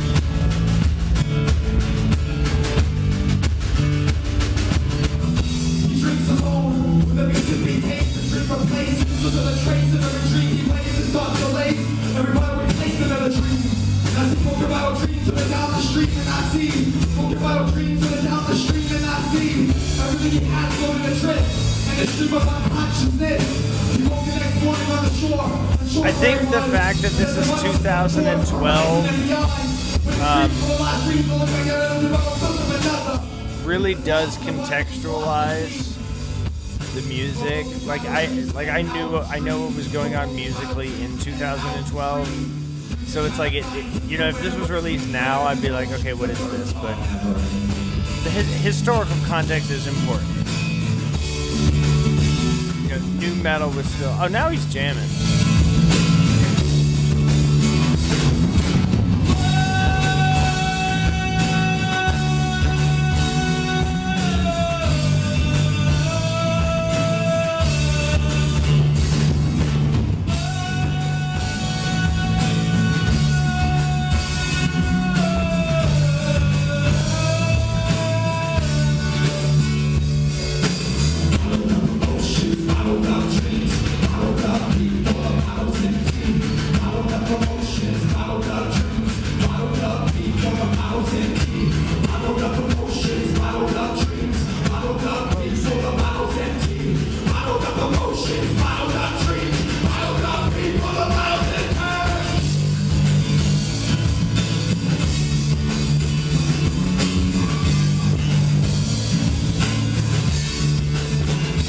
Bro's really going in.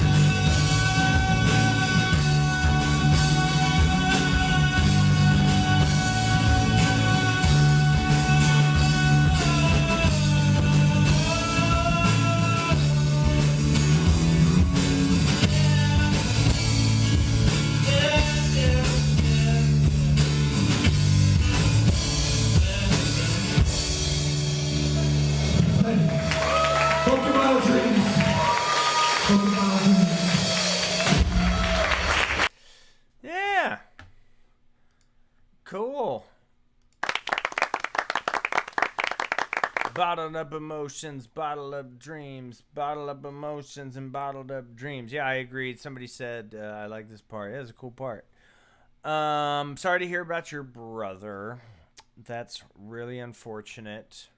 As somebody who has struggled and dealt with substance abuse for 15 years, I can really relate to that position. I nearly killed myself, drank myself to death, taking pills, doing coke, and drinking until I couldn't feel anything for days and days on end. So, as somebody who knows what that's like, I can empathize with that position, and it sucks because some people do succumb to their addiction, and addiction is an extremely powerful, scary, dangerous, real thing. Yeah, I'm pretty sure that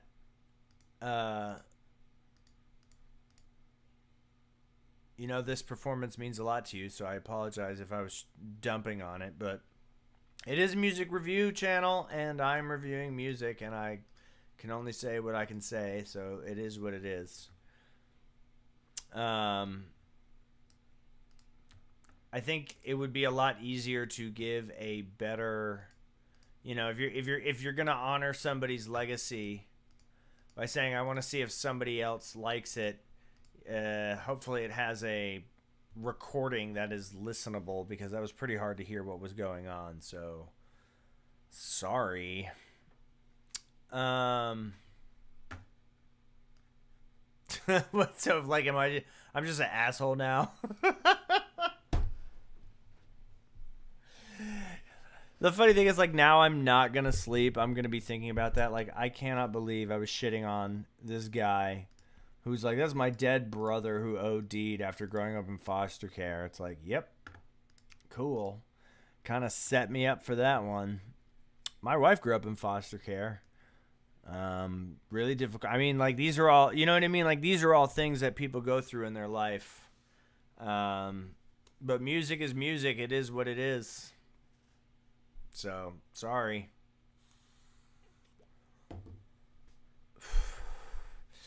Am I the asshole? I don't know. You send me a 12-year-old recording of white guy rock rap circa 2012. Like, I feel like I'm being baited a little bit. I'm not going to lie. So, you're individualante. I'm sorry if I hurt your feelings. I think you left. But if you're watching this, yeah, I'm sorry about your brother. I literally know exactly how all that goes. I've had friends, and like I said, I myself luckily survived, but I also recognize that not everyone does. A lot of great musicians died from drug addiction. A lot of not so great musicians die from drug addiction. So cool. Well, that just totally squashed the vibe. My bad. Dude, I don't know what to do. I'm like totally fucked up right now. It's like making a yo mama joke, and then it's like, my mom's dead. She killed herself and my little brother. Like, whoops.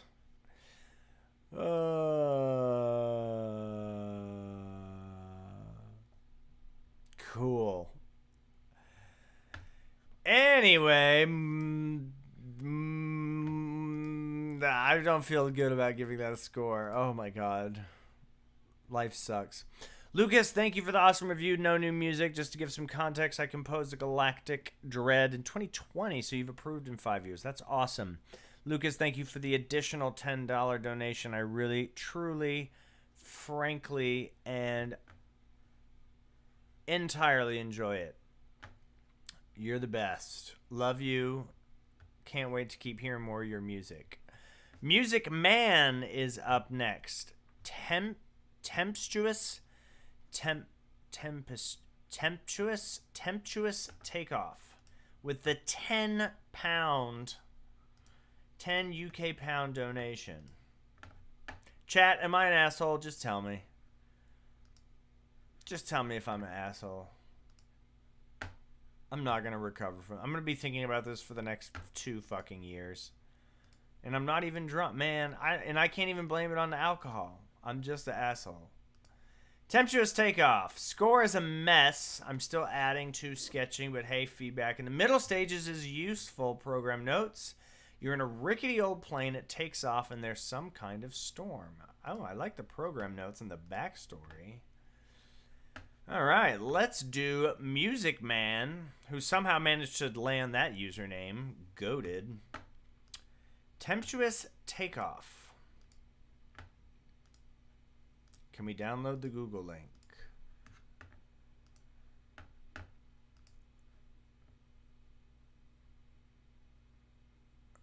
Bro, I cannot stop thinking about this. Ugh. Maybe this is a learning experience. Give everything a fair chance. Don't make fun of white guy rap. But I don't know what I'm supposed to do. Alright. We're just going to keep moving. Tempestuous Takeoff. Ugh.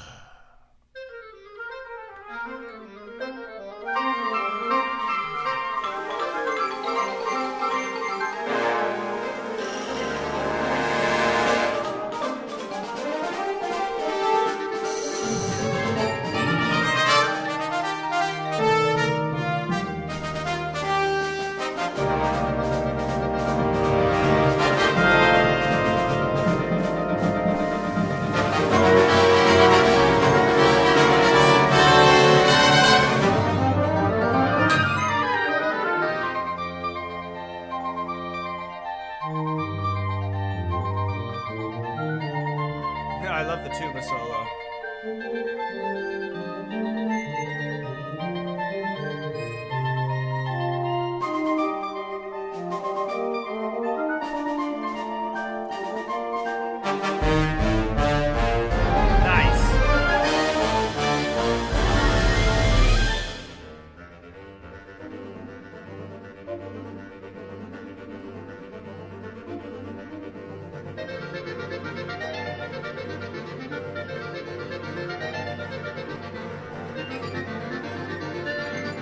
I like the piccolo entrance there.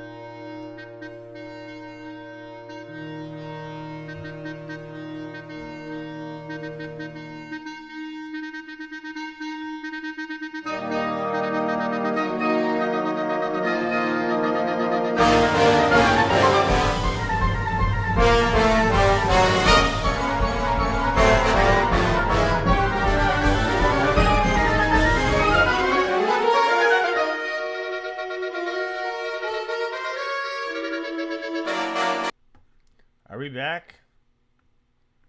Are we back? That was weird. That was super weird.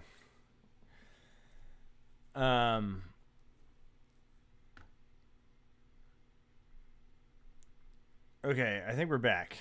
That was weird. All right, let's keep going. Sorry about that. I don't know what the fuck that was.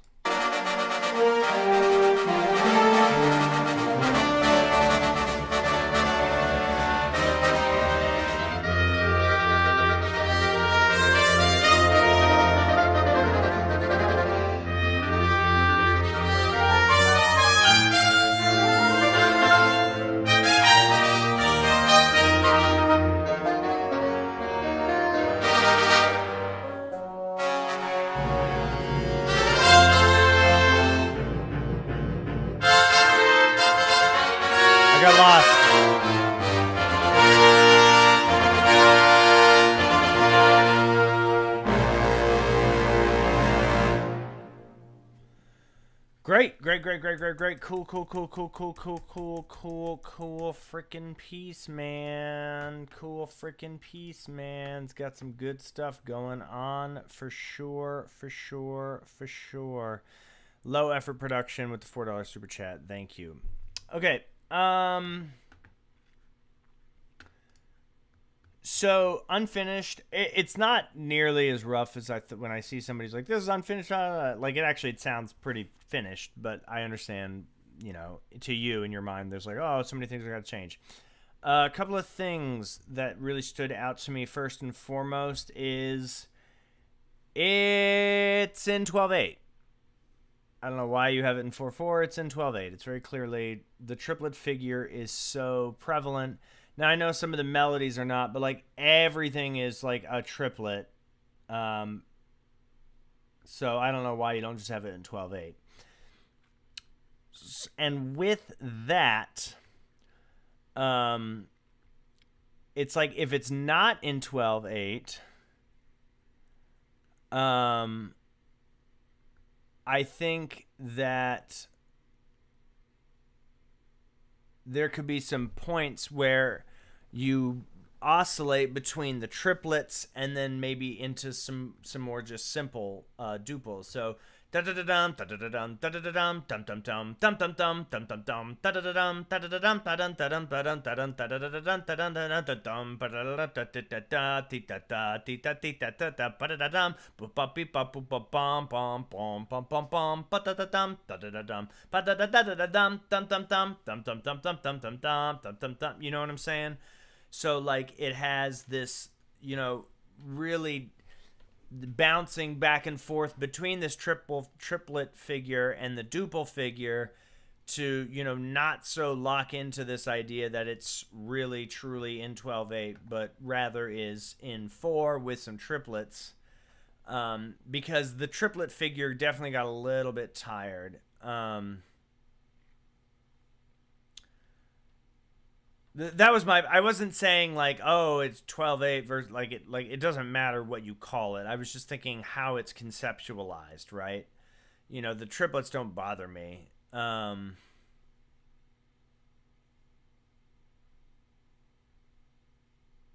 But you're saying a notation issue.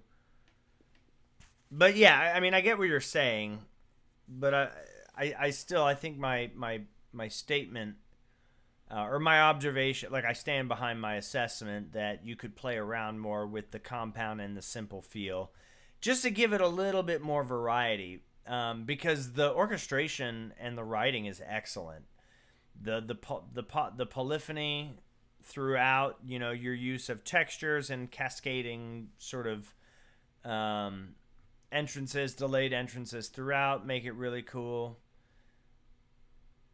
Very wild all over the place. It does have that great middle section where it goes into the rubato for a lot of sparsity here, and I actually like it. I wouldn't change anything. And then this fucking weird, like, clarinet triplet solo is super, super tight. With the horn entrance. Yeah, the tuba solo. I agree. Lucas said the tuba solo is his favorite part. Yeah, the tuba solo was kicking. I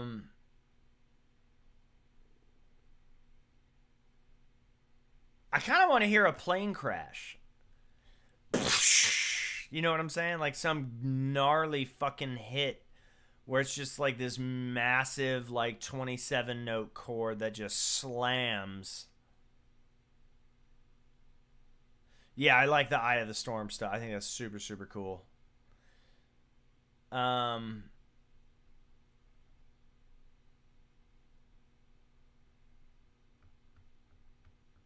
Sorry, I'm just scrolling through the score. I don't see there was any glaring parts. Good title.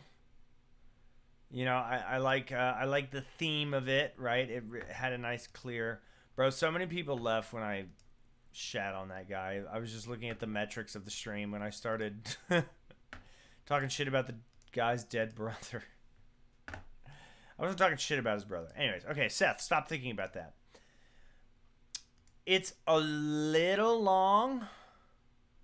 It's a little long. I'm not saying it's bad long. It's just a little bit long. But I don't think it should be necessarily truncated. But you know, if you had to trim some of the fat, like what would you do? You know what I mean?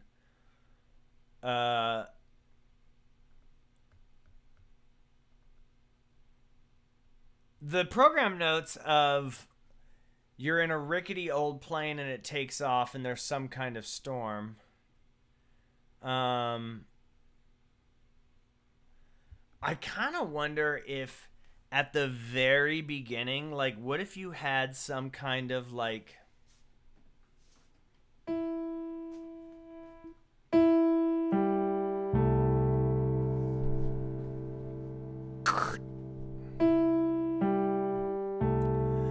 Thank you for flying with Canadian Airwaves.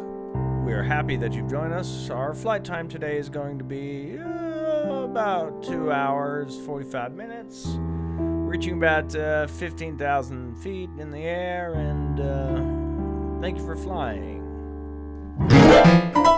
You know, like having some kind of fun intro, a short intro would be a really cool theatrical thing. I mean, rickety old plane, probably not gonna have a cabin, but you know, like I think it'd be kind of fun to have like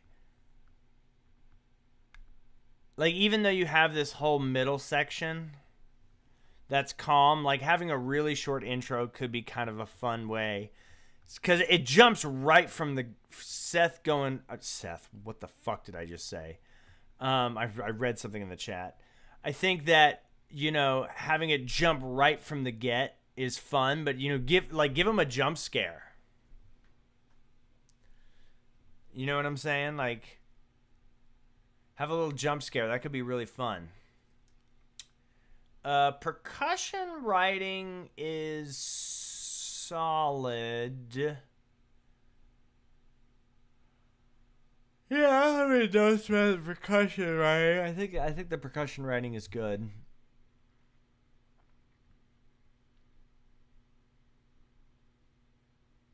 Yeah.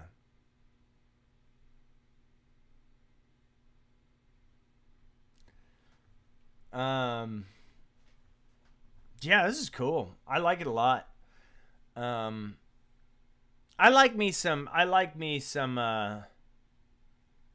do you call it? Incidental music, right? The music that's sort of telling a story. Dr. Zay, thank you for showing support about my fair criticism about the dead guy.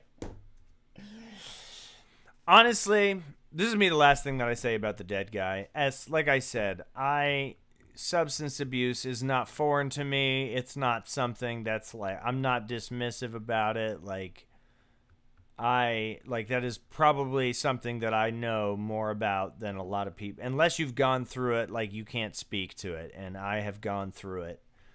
Like the darkest dark and lowest of lows, I've been there. So I guess that actually, you know, take it in strides. Yeah, big takeaways, Music Man. Intro could be fun. Definitely think about playing with some of the duple versus the triple feel, the compound versus the simple feel, just to add a little bit more variety. And don't be afraid to add a couple of crashes in there. You know, some places to like, you think where like somewhere to breathe, somewhere where it takes your breath away. Like, oh my God, what just happened? You know, that I think that'd be kind of fun because it's just go, go, go, go, go, go, go, go, go. Love it. 8.4 out of 10. Strong, strong, strong piece. Very strong, very fun, very fucking cool.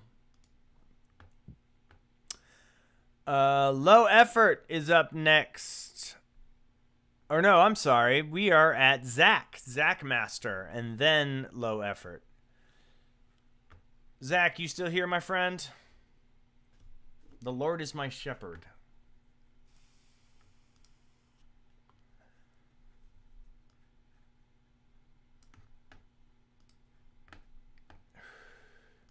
Top chat. Let's see. Where is my friend Zach? Zach Mastered. Orchestral Symphonic. We got the score over here. We got the drive. We got the link. We got it.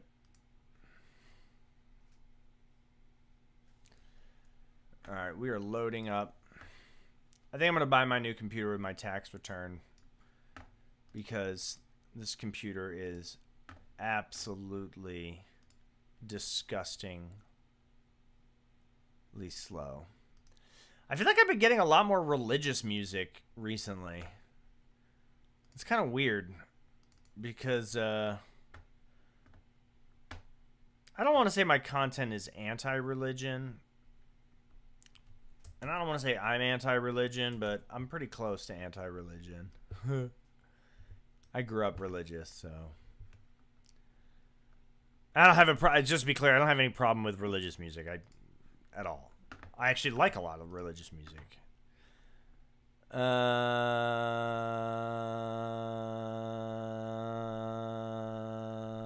Here we go.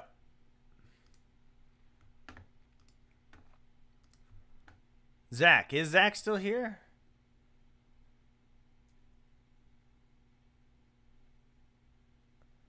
Zach donated. I hope I didn't miss him.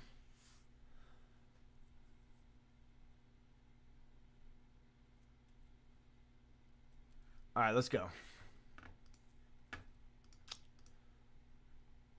Where the fuck is it? Here it is.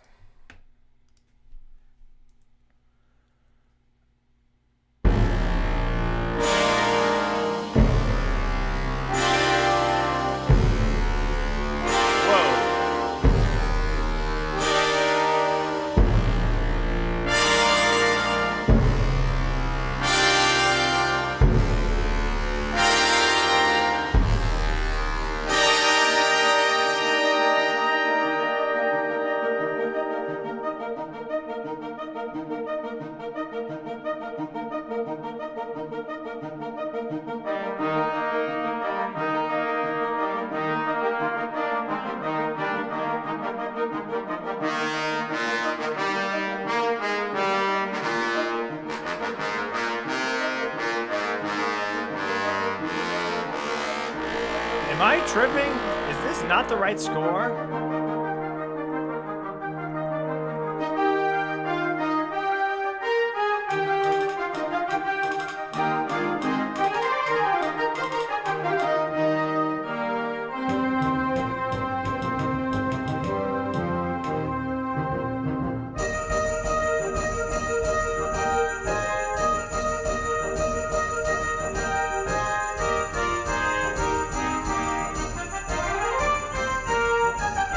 Bro.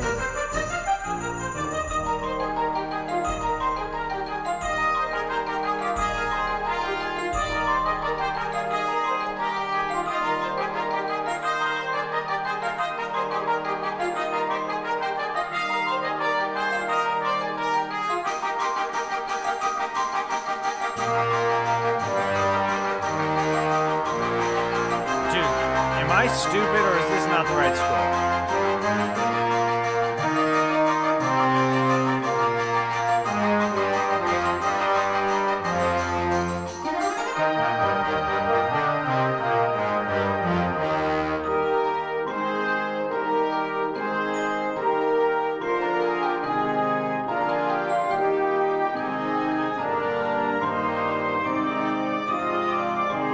Oh, it's a different movement, maybe?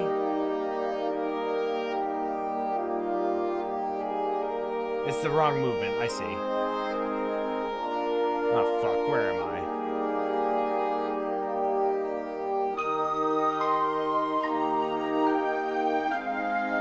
Okay, we found it.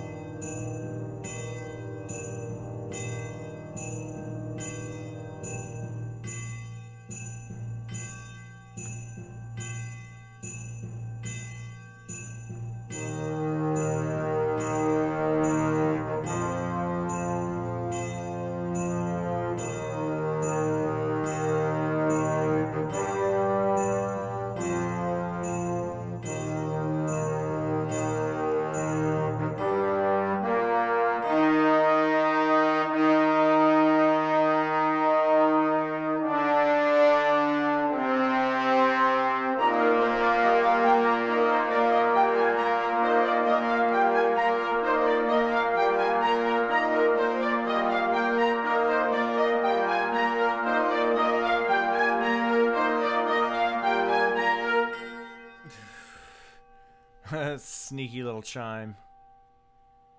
Here comes Fortissimo.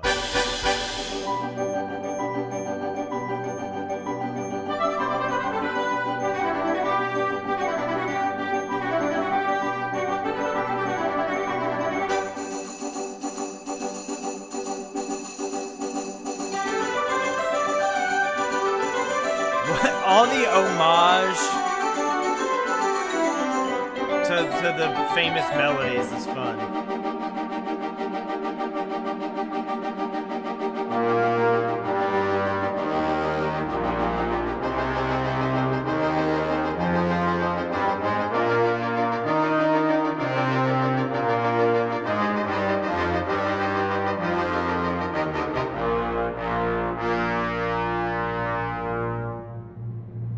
You have a lot of these percussion break things.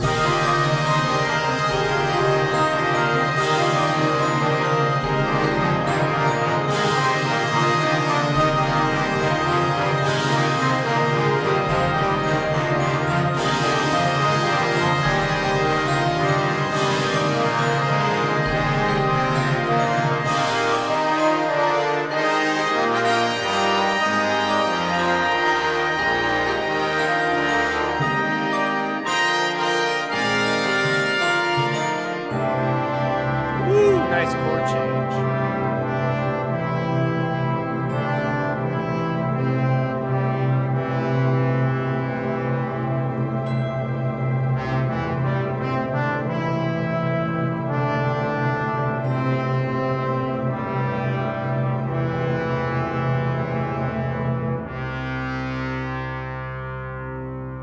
Here comes. Pop, pop, pop, pop, pop, pop, pop, pop.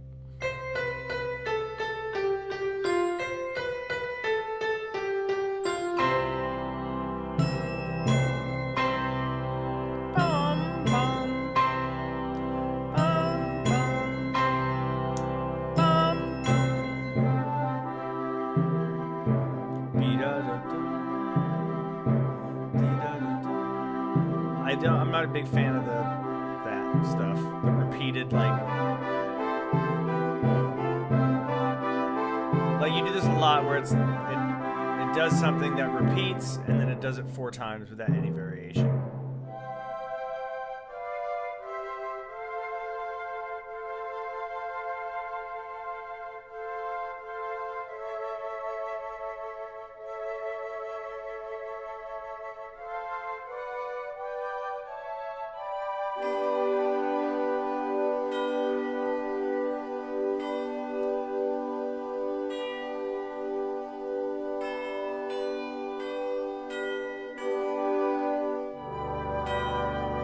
Man, y'all over here talking about the stream and the queue and the donations. Look, man.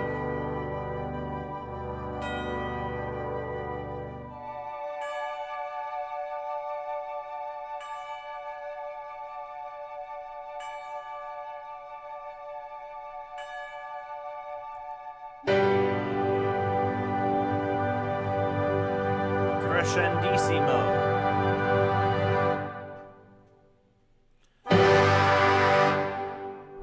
Nice.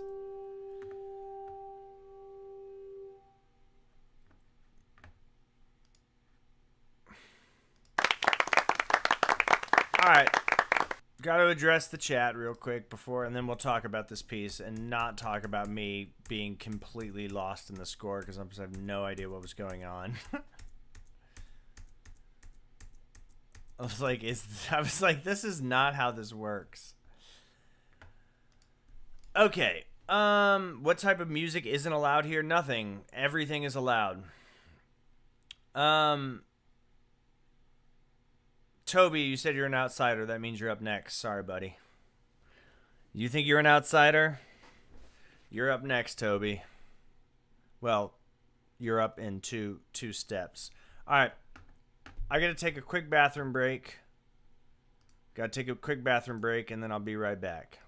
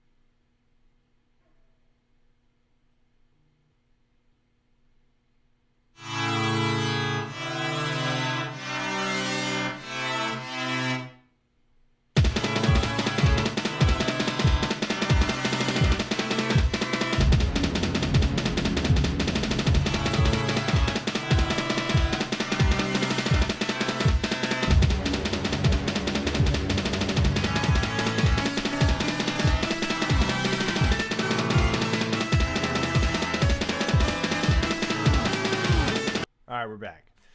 Okay, real quick, just to address this whole thing.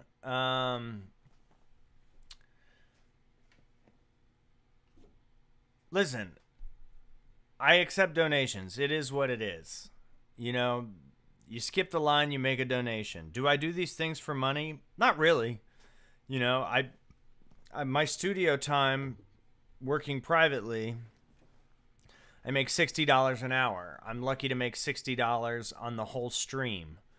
And the stream that I'll stream for 3.5, 4 hours. So I resent the implication that I do it for money, because I don't. I do it to build community, and I do it because I like hearing music and I like hearing what people are cooking. Because I'm invested in the people that watch my content. You know, listen, I could make so much more money doing a whole bunch of other stuff. Rather than doing YouTube content and YouTube streams. I don't even have time to make comment anymore. I'm a father. I have a mortgage. I have a wife. I have a daughter. I have a full-time job. But, like, you know, I'm not going to not accept donations. And if you donate, like, I want to give you the chance to skip the line. You know, and I'm sorry that I can't reach people because, you know, I only have time to stream once a week. And I do the donation. So if you can donate, great. And if you can't, that's also great. I try and get to everybody, but like I am literally one person and I don't have that much time, and I try and be as equitable as I can, but like at the end of the day, it is what it is. And I'm not saying anybody's mad, you know, I'm not mad, but like You know, like I don't know what I'm supposed to do. You know what I mean? Like it's if I don't do the skips, no one will donate, and then it's like, well, I might as well, try and pay for my light bill, or my, and buy diapers and fucking food, with a little extra income. My wife and I work extremely long hours. I don't get to see my family much because of our work schedule. Try and spend the time with my daughter, and then I teach privately from my home studio on the weekends. I have 0 days off. I work 5 days a week, and then I teach 2 of those days, and then I stream 1 of those days. And yeah, it sucks that we live in a society that requires money, but like I said, I got student loans, I got a mortgage, and I have a daughter, so it is what it is. And I'm not mad at anybody. But I just want to, if I could sit here and listen to music all night and I didn't get tired, I fucking would. But anyways.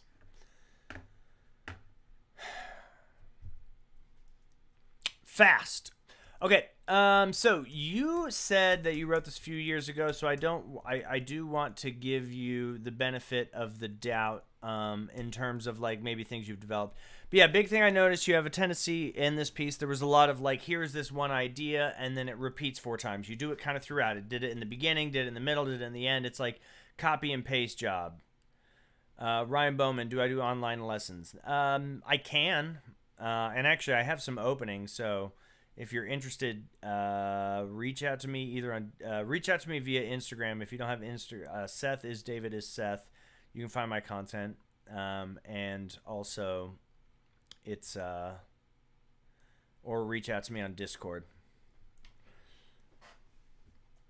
So yeah, this idea of having, I do a thing and then I repeat it 4 times is cool, but you can always add a little bit of variation. Now, sometimes the repetition, is impactful, but I add a crescendo, add articulation, add orchestration. But, having this statement, restatement, transition, 2 bars, break on the percussion, and new idea. It's effective, but it's giving I don't want to say beginner, it's giving late intermediate, well developed. This piece seems like it's written for a younger band. I can tell it's written by a young composer, but it is very well written. It's a little long-winded. That's a sign of younger composers, is once you get to a certain place, there's this weird thing of beginning composers, it's I don't even know what to do. So the pieces are really short. And then they figure out sort of the formula on how to work ideas out. And then they just put all of their ideas onto the page. And so their music tends to be really congested and long-winded, which is a little bit of what this is. And it's not bad. It's just, it's this could all be said in fewer words, musically speaking. I like the homage to the Yesu of Man's Desire. There's the, I liked all the churchy callbacks. That's kind of fun. There was a Christmas Carol in there. There was a couple of religious tunes. So I thought that was fun. I like that you really took it, made your own. A band would have a ball with this. Love Your Church Bells, right? That shit was tight.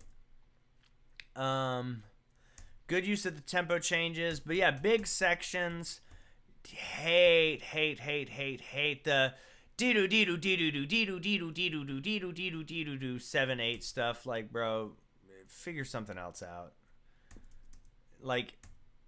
At least dee-doo dee-doo dee-doo dee-doo dee-doo dee-doo dee-doo dee-doo dee-doo dee-doo dee-doo dee-doo. You know what I'm saying? The 1 2 1 2 1 2 3 1 2 1 2 1 2 3. Where was that? There was a section that did that. Where was it? Where's that 7/8 section? It was a 1 2 1 2 1 2 3 1 2 1 2 1 2 3 1 2 1 2 1 2 3 1 2 1 2 1 2 3 1 2 1 2. Even that, it could be 1 2 1 2 1 2 3 1 2 3 1 2 1 2 1 2 3 1 2 3 1 1 1 2 3. You know what I mean? Break up how that all works. Where is that?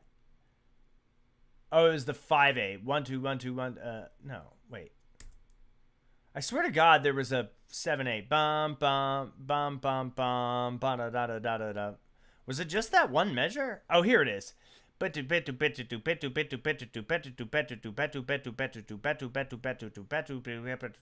I mean, you broke it up a little bit with the 6/8, but You know, when things are in 7 or in 6, we do this thing where it's like, oh, you have to feel every measure, but it's like, no, you can have 4 bars of 7/8 and create a 4-bar phrase that's in 7, as opposed to like 4 bars of 7. That's like 1 plus 1 plus 1 plus 1, as opposed to like, let's do a phrase. So the phrase 4 bars of 7 or 3 bars of 7 or a bar of 6 is one phrase.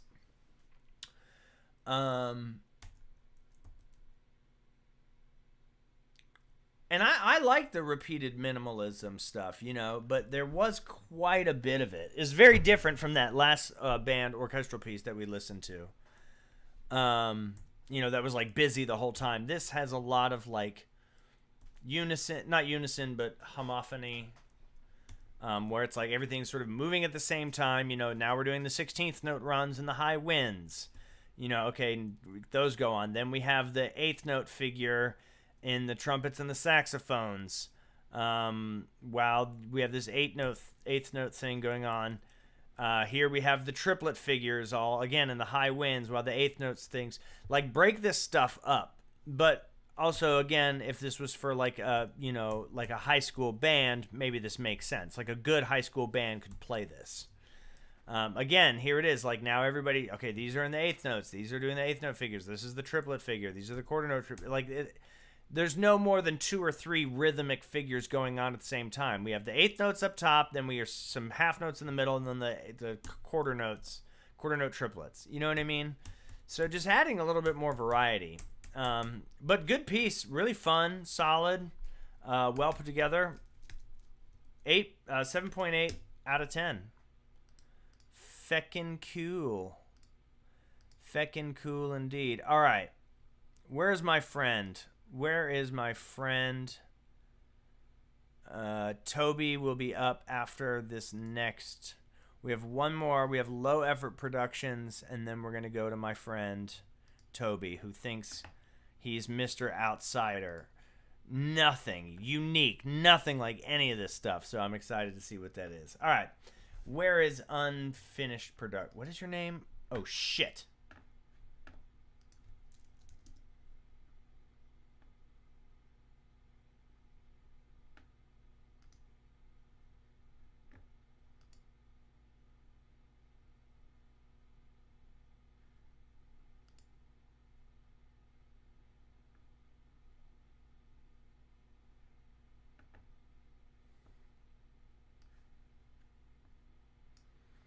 My fault, gang.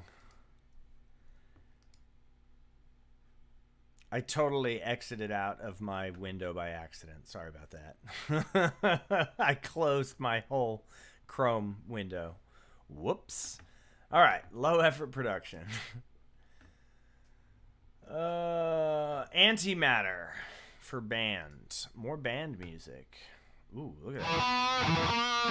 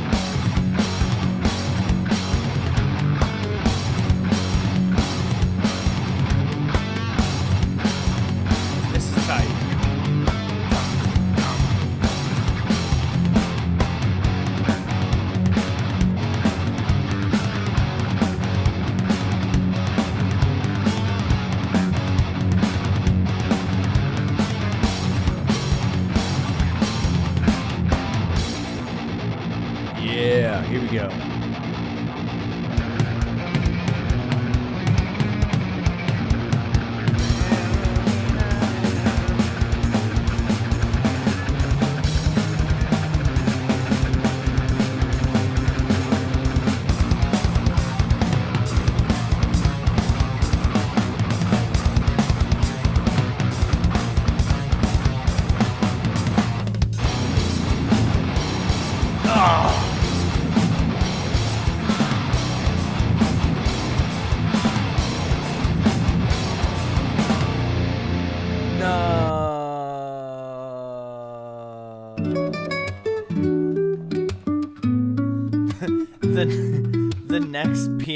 The next video,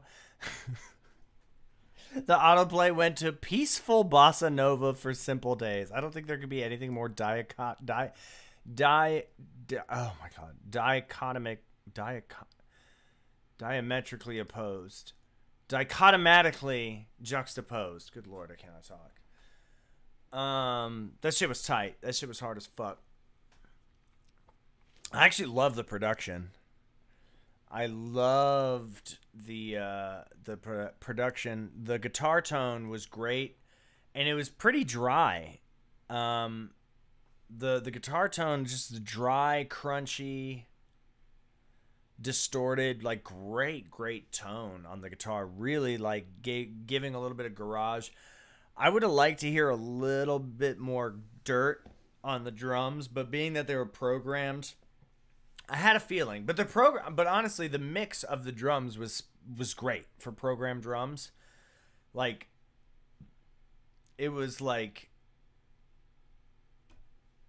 good. The drum programming was fantastic. You know, it really like going into like the two-step, kind of bouncing between like the halftime into the two-step a little frantically. Like it was like, where's it going? Where's it going? To me, this actually, it's funny because you said you're prog rock. I don't like prog rock. When I listen to prog rock, I don't like it. And here's why. Especially like younger, new prog rock.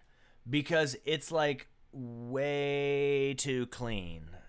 It's way too like polished. This shit was a little messy. This shit was a little dirty. This shit had, this had some teeth showing. It wasn't like this perfectly clean, balanced, rhythmically just absolutely edited to death, like where every single note is exactly where it needs to be. Because so much of that shit sounds so fucking sterile. This shit had some balls. Like there was some, it had some testicular fortitude. It had some, some strong vaginal cavity. Just, you know what I'm saying? Like some nice saggy, old, worn out titties on it. You know what I'm saying? Like that shit was fire. I was with it, man. That shit was tight. And honestly, the fact, like, I'm glad to know that it's gonna have vocals, but like it didn't even like, it wasn't like, oh, it's empty without the vocals. Like it functioned well as an instrumental, but like now it's like, damn, bro, you better not fuck it up with the vocals. You better have some strong vocal performance. And good God, if you add some horrible singing in there, I'm going to fucking shoot you in the fucking head. And when I say some bad singing, I mean if you add some like perfectly auto-tuned singing melodic vocals, that will kill it. Like if you have singing, like melodic singing, it's got to be like pitchy and gnarly and like, really just like from the fucking, from the bowels of your rectum just coming out there like, I wanted to learn to hate, but I bleed, or like, I don't know, like some really and then just lots of just gnarly guttural screams and growls, just really fucking go crazy. You know what I'm saying? Like really capture a performance. That's like, I felt like the guitar playing was a performance. It didn't sound like a perfectly curated guitar. Like it may have been 150 takes, but it didn't sound like it. It sounded like just a mean, like, you know, full body fucking, you know, just like worn out nipple type shit. Like, just, that was great. It was great. That was fucking awesome. I love it. I loved the production. I loved the sonics of it. 9 out of 10. Fucking awesome. Super cool. Super fucking cool. McNeil Sketchley with the dono solving problems. McNeil, we got McNeil on 2 donos. We got the donos for Xander's Sonata, and then we got a McNeil Sketchley. But I did promise our buddy Toby that we're gonna hit Toby, then we're gonna hit McNeil again. We'll hit Xander's first, then we'll McNeil, and then Jonathan McPherson with the 5 SGD. I don't even know what that is. Singaporean.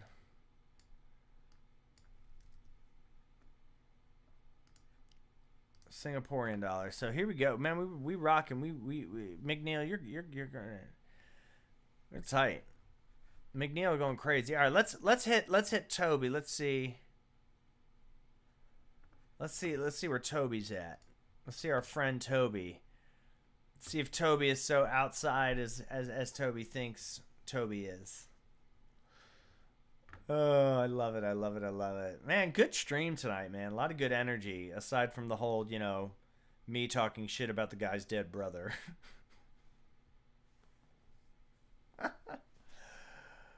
Oh, Toby, where are you at, my friend? I'm not even seeing your submission. Toby, but why? Where are you, Toby?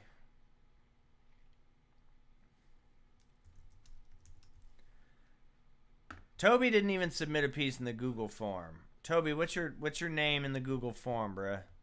You're killing me. Oh wait, I think I see you. Is it Toe Beast? Toe Beast 250, is that you? That's the closest. HHGH. What is happening right now?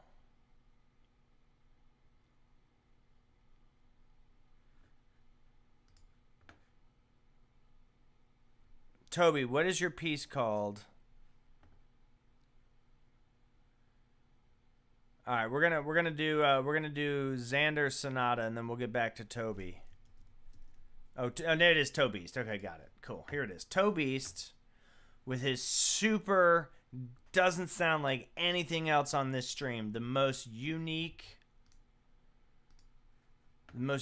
piece in the whole stream.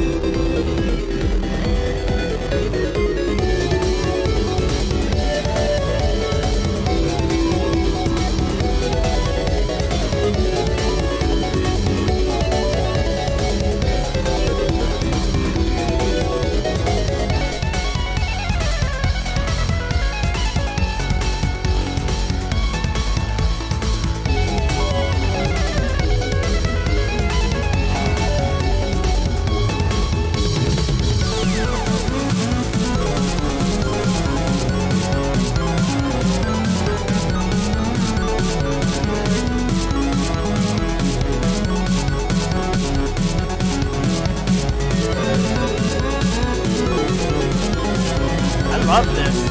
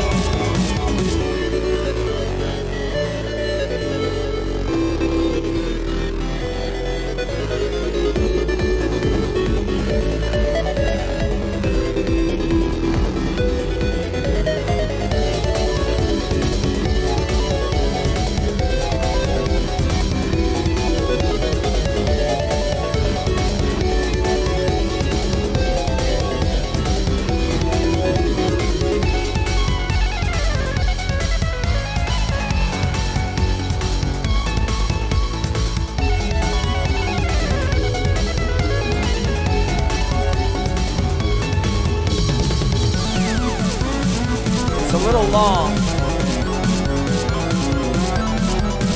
It's kind of just the same thing, just going back, you know what I mean?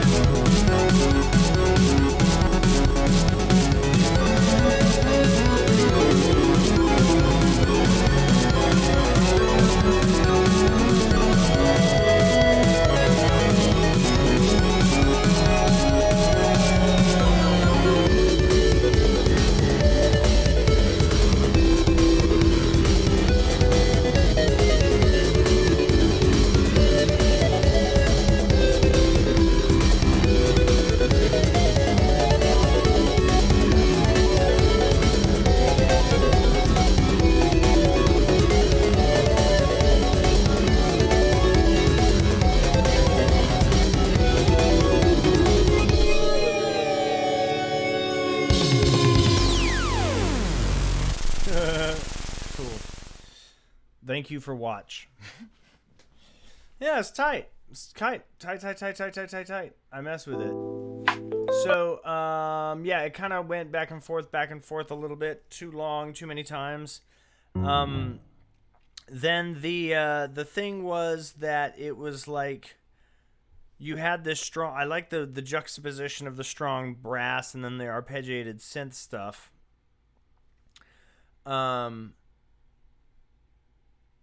So that was like two very clear ideas, but then they just kind of kept going. And then the other thing that really stood out to me was that the drums are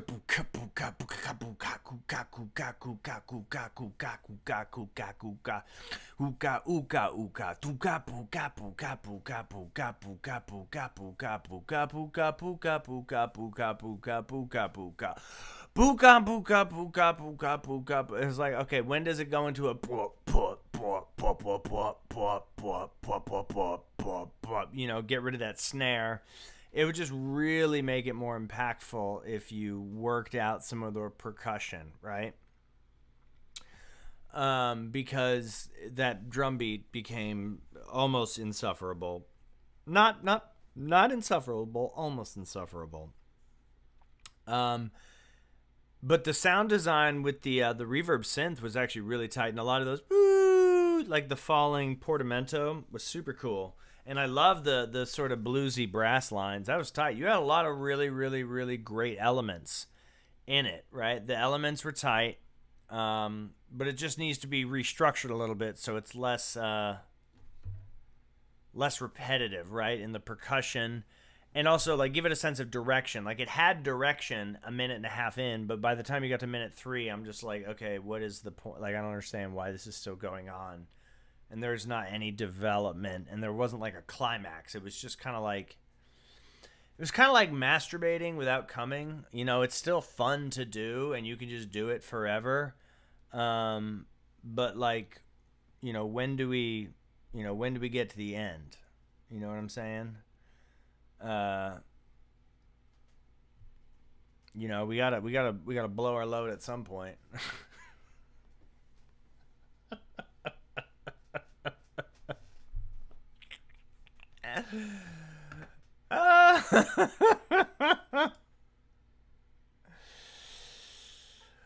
uh, 7 out of 10. Thank you for sharing. That was tight. Man, we got donos to get through, my people. Man, I'm not going to be done by the time that I was hoping to get done tonight. But I never do, and that's okay because we're all buying diapers. Let's go to the Mega Skip. We have a Cash App donation. Cash App, man, this is why I like the Cash App and the Venmo, right? The Cash App, I'm going to explain this one time. When you donate through Cash App or Venmo, I do not get taxed. YouTube takes like 40% of, so if I make, you know, $100 on a stream, I only get $60. It's actually kind of fucked up, but it is what it is. So let's go to DD Cooper. Revolution. The revolution is about to be televised. DD Cooper with the $5 generous Cash App donation. Here we go. Love it already. I should like to welcome you to this salon. We're modern, enlightened, and we don't agree with locking up patients. We prefer therapy through 2 doors and a ceiling on the floor. We got walls on the windows and some fancy ass decor. I got a denim pant and a widescreen lamp. I am hearing people rant and my ears begin to chant. 10 pound bricks and a bag of junk. I got to give a fuck about the revolution. Some stay eating cake every day. I guess it's time to pay. That's not the revolution. 3 cheers for the revolution. 3 beers, it's the revolution. Some say that there's no solution. Don't fear, it's the revolution. Funk beats and there's riots in the streets. People copy switching sides cause I don't feel so complete. I gotta think fast, too cocky to laugh last. There's a fire on my ass cause they're burning up my seat.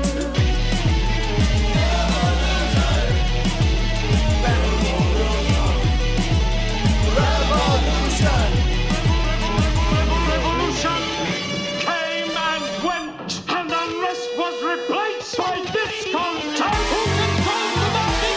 Who locks up the batteries? Who got the loot from the policy? Who can fight on the estates that are going to be divided between the poor?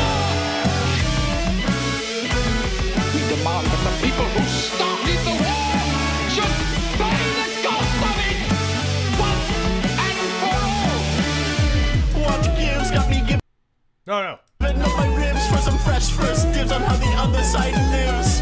True zeal and a haunting mass appeal, but those blabbing plastic mouths say I got to keep it real. And they all want the same thing, not to lie up to the earth, but to walk upon it. TV set and a private jet, I guess that's all you get. Let's have the revolution. Ripped green jeans on a magazine, you need a poppin' scene, so join the revolution. Even if there's no poverty to be seen because the poverty's been hidden, even if you got more wages and could afford to buy more of these new and useless goods, and even if it seemed to you that you never had so much, that was only the slogan of others who have that much more than you. As soon as it pleases them, they will say you have to protect their wealth in war. Bad case of paint upon my face. I got flags and rags and taxes decorate the human race. Material dialectic tracking the discourse is hectic. Paper and guns we've elected to get a switch on perspective. Death, dry statistic paralyze all those poor lives, capping down the times, heaving breathing sighs. What a joke. before I croak. I need a quick smoke, but I'm broke. So fuck it! 10-pound bricks and a bag of junk. I got to give a fuck about the revolution. Some say eating cake every day. I guess it's time to pay. Let's start the revolution. We'll run with more and the poor stay poor. Marat don't make us wait anymore. Marat will poor and the poor stay poor. Marat don't make us wait anymore. Man is a destroyer. But if he kills and takes no pleasure in it, he's a machine.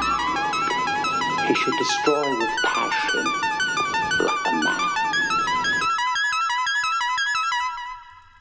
Fuck yeah, fuck yeah.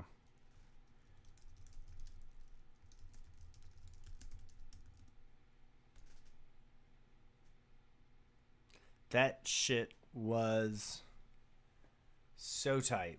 Wonky, weird. It was like kind of like queer Paul McCartney meets post Beastie Boys, trip hop, fucking it was great. That breakdown at like a minute and 45 seconds in where the chords,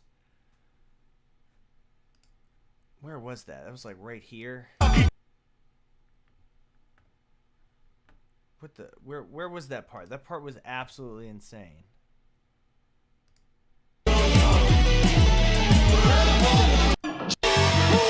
Right here. Replaced by discontent. Who controls the market?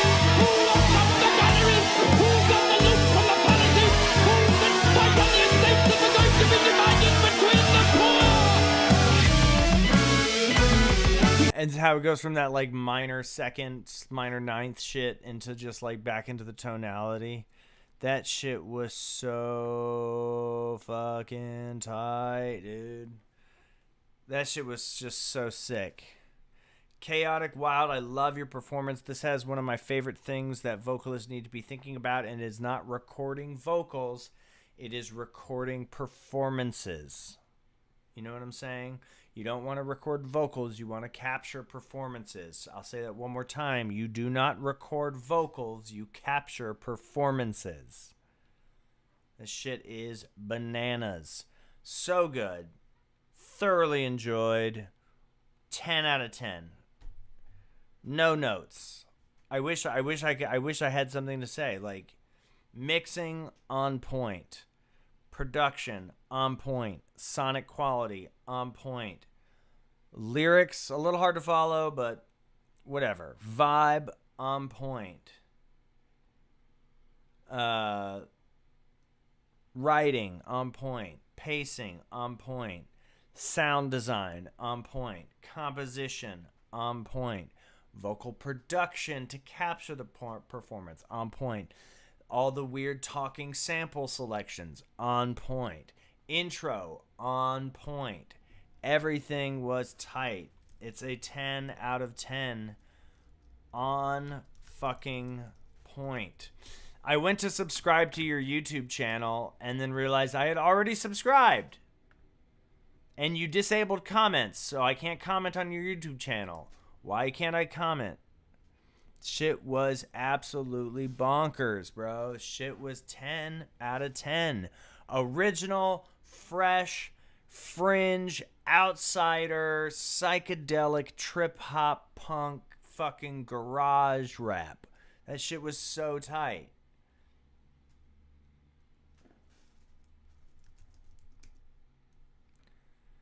Xander, what is going on? What is going on in the chat? Sam and Kat, are we? Who is this Kat Valentine? Am I getting botted right now? Like, what is going on? All right, whatever.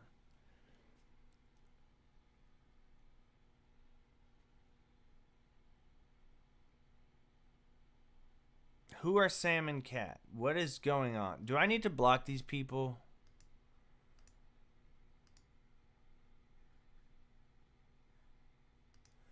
I don't know.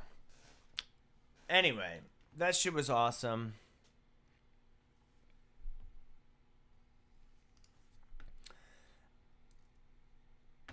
I love it. Sam and Cat, chill out. I'll boot you if you're being weird. This is a peaceful, all love. Unless your brother OD'd and died, in which case I'll talk shit about him. D.D. Cooper, I'm sorry, I don't have anything else to say. Your shit's fire, bro. 10 out of 10. Easiest 10. One of the easiest 10s. Fuck yeah, dude. Absolutely loved it. Shit was bonkers.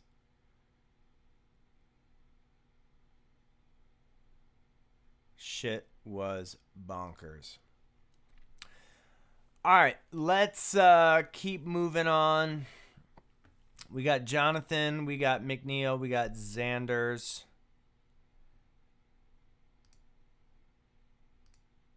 I want to say like I do want to give one. I do want to give one note to Dee is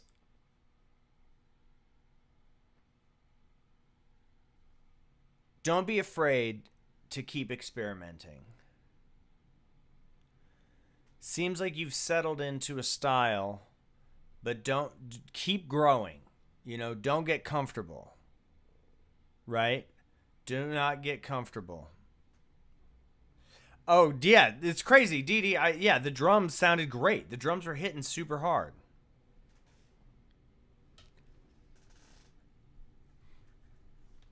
Yeah, but, you know, stay creative, stay curious, stay innovative. You know, when you think that you, like, I've got this sound locked in. Kat, I'm going to give you one more warning. Chill out. Xander is cool. Keep growing. All right, let's keep it moving.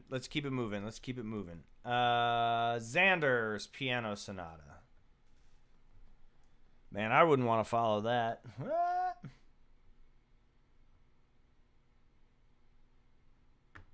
Sonata in C minor for, I'm guessing, piano.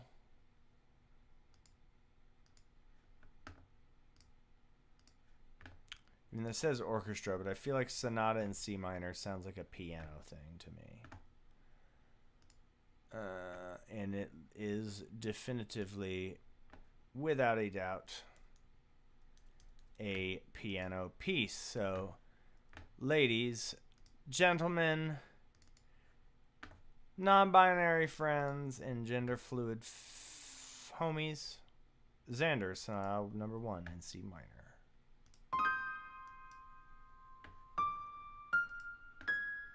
Love the intro.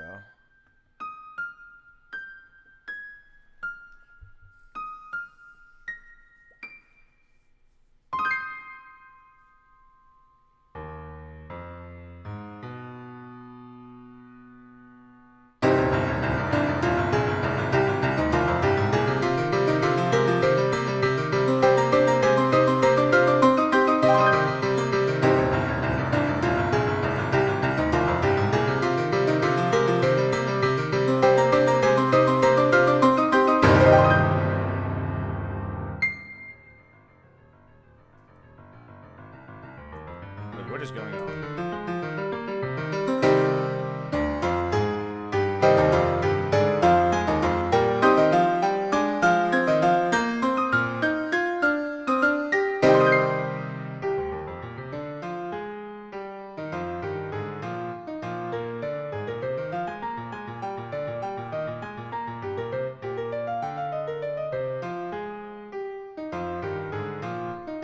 There are no accidentals.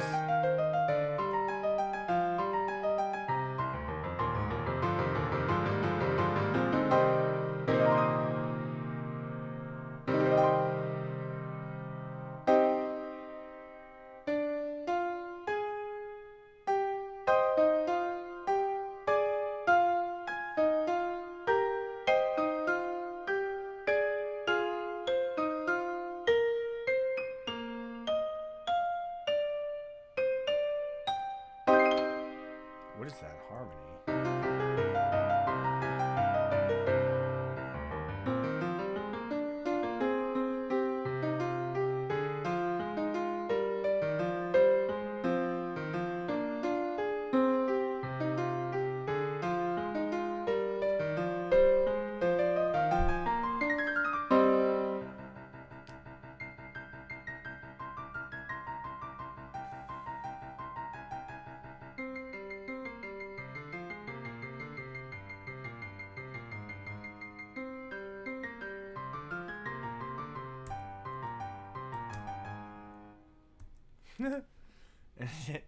It just ends on an A flat.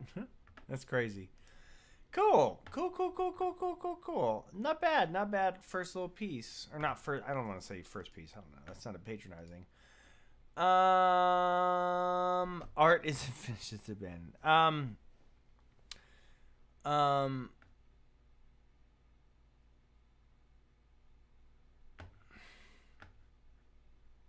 Xander said, remember I'm 15. And meanwhile, I'm over here talking about the most disgusting, depraved things a human being can do. All right, we're going to pretend that I didn't see that.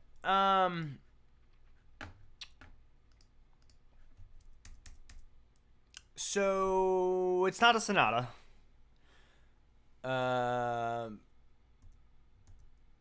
It doesn't have, at least not a sonata in the traditional sense. There's no transition from A to B. There's not a development section. There's not really a recapitulation. It's more just like a through composed a modal piece of piano music, like an Aeolian piece of piano music. There's no accidentals. There's no 5-chord, except for this one random B natural at the intro, which is pretty funny. I actually really like the principal theme. This is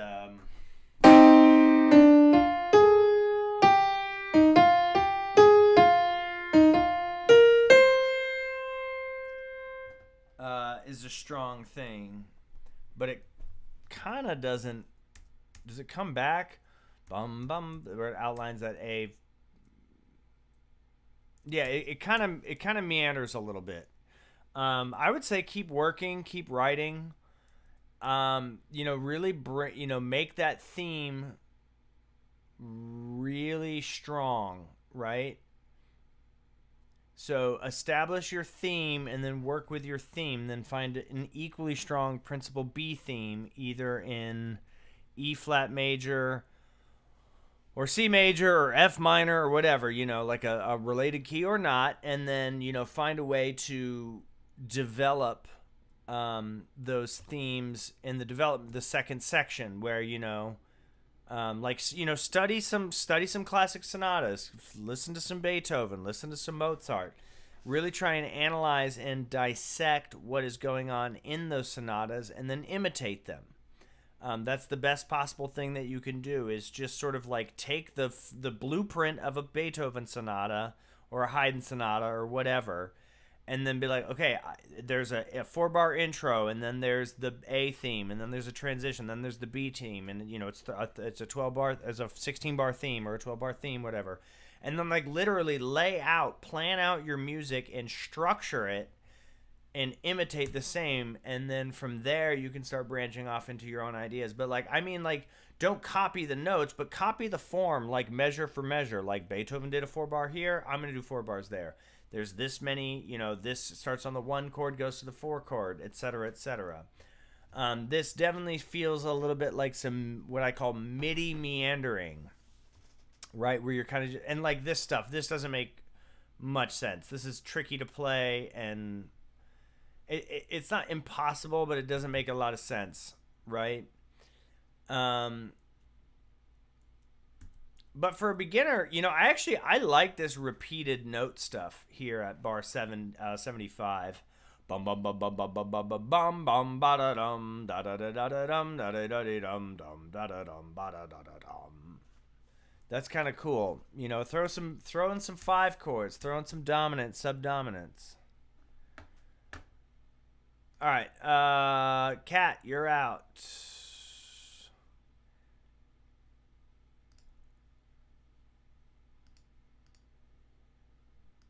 Cat has been banned.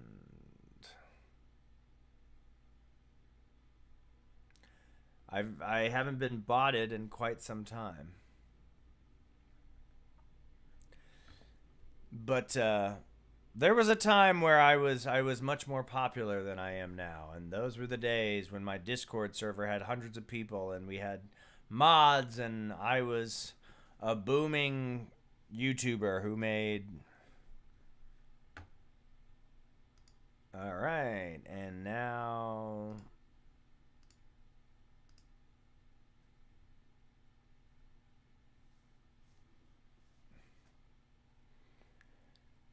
Done. Sam gone.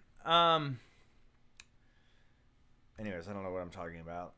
The good old days when I would get spammed by bots because I was more famous.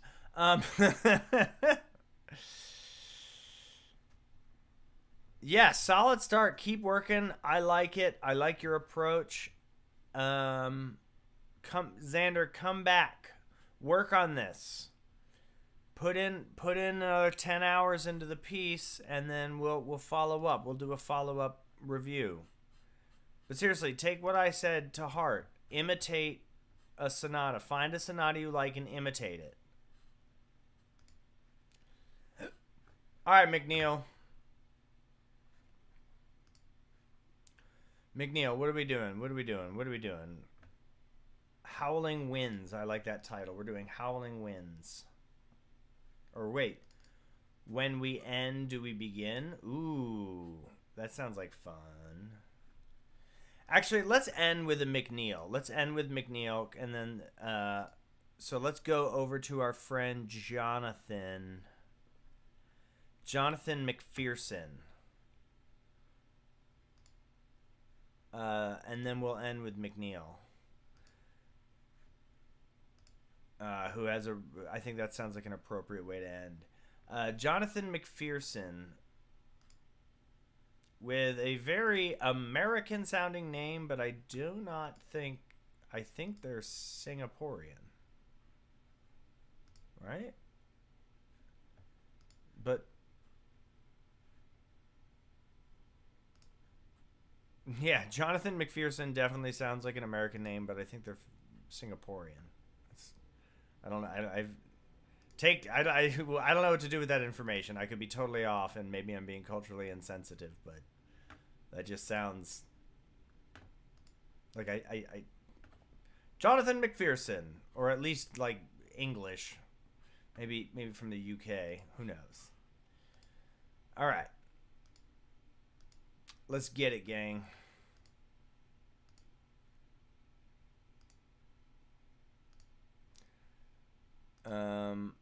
I feel like I've seen some of Jonathan's music before. Their name is familiar.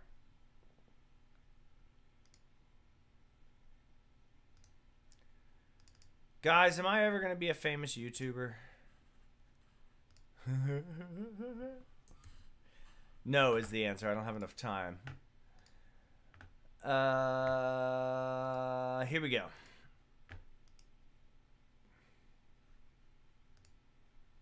Jonathan McPherson.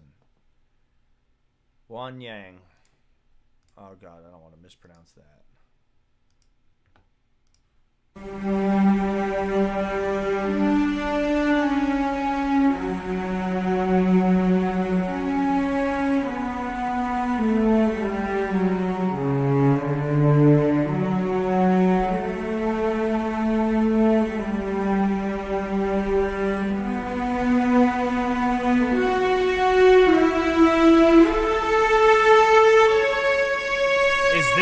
Recording?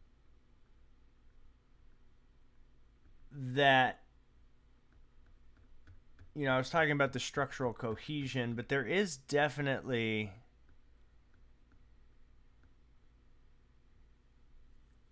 I'm realizing a little bit of a interesting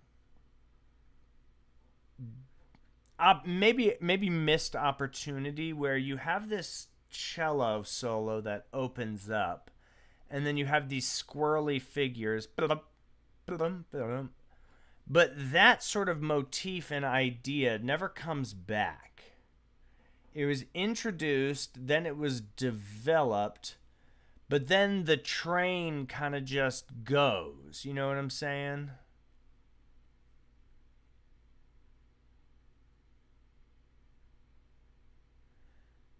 Like it doesn't, that aspect, it doesn't come back. And that was, I thought, a really cool way to intro. And, you know, I get it. It's like, it's just the introduction. But to have a callback to where that thing returns, like the solo cello comes back, could be a cool way to, you know, or maybe the cello comes back with, you know, a fucking oboe or something at some point, would definitely, I think, help sort of start tying the knot.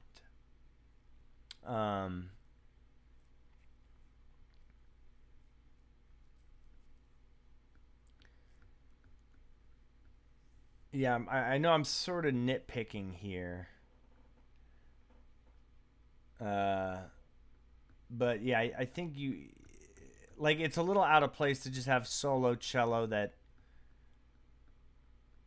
because it's like, I'm not opposed to having an opening of a solo cello, but it's kind of like, you know, you're introducing this sort of like pointillist, you know, almost Berg like orchestration at the beginning, but then you abandon that idea for the much more just sort of tutti forward moving stuff.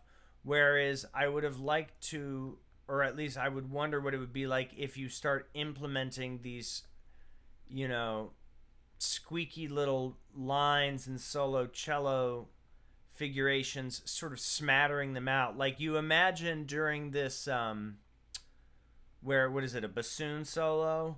Like, what if here on the bassoon solo where the trumpets... Also, I don't think that these trumpet accompaniment is as strong as you think. This trumpet should be backed up by something. Bum, bum, bum. Even just like a temp, you know, or maybe some pizzicato supporting the... is that a bassoon solo, or is it is it multiple... yeah, it's a bassoon. Playing a bassoon solo, like support these trumpet lines with some pizzicato here, and then maybe smatter in some of these, you know, finger licking wind lines, you know, in places like here, you know, where there's more sparsity, and I think that would add just a little bit more cohesion in the overall composition. I just realized I used the word composition referring to a composition, but I was thinking of it in the sense of a painting's composition. That was weird. I used the word composition as an analogy to talk about composition music. That was, wow, my brain. I do these every Wednesday. Yeah, man, this is great. Really, really fun, cool piece.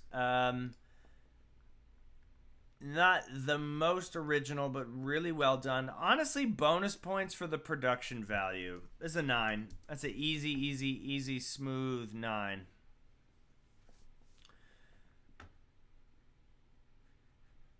Fuck yeah, dude. That shit was tight. All right, McNeil. We're closing out with our friend, the man, the myth, the legend. When do we end? Do we begin again? I think that's an appropriate piece to end. I'm even going to dim the lights for this one.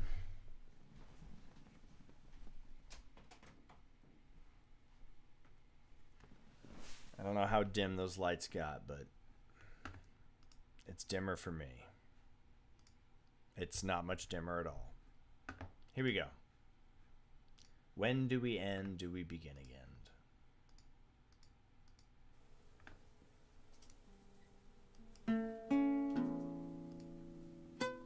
Oh, hell yeah.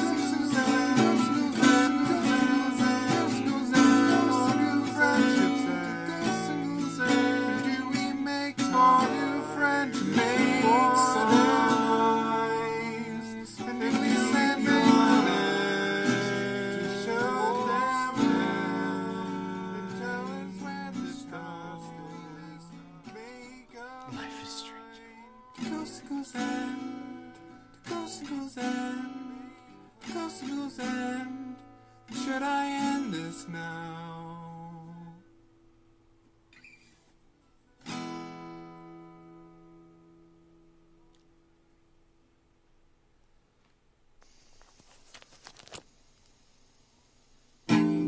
Fairy tales in your letter. Do you know what's better than admitting you were wrong? Don't even bother. I like how the drum machine.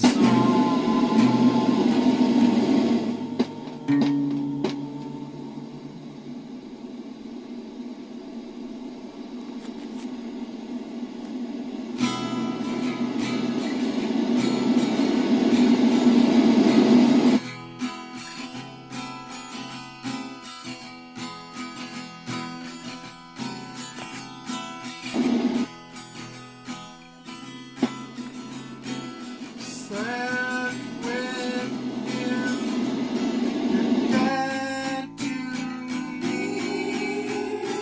Sat with her, you're dead to me. He's dead to me too. Look at you two, living alone without anyone to piece it apart.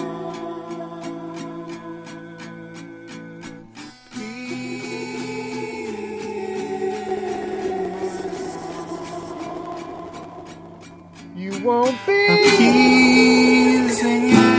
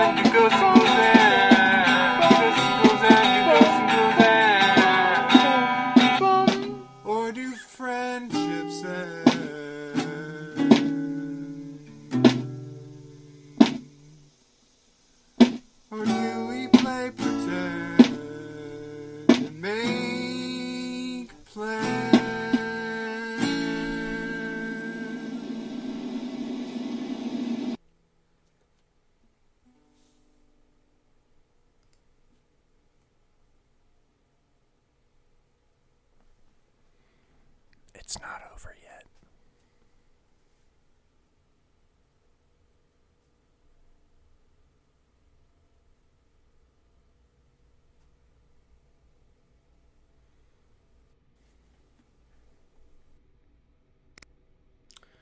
Once again, I feel like I'm reading someone's diary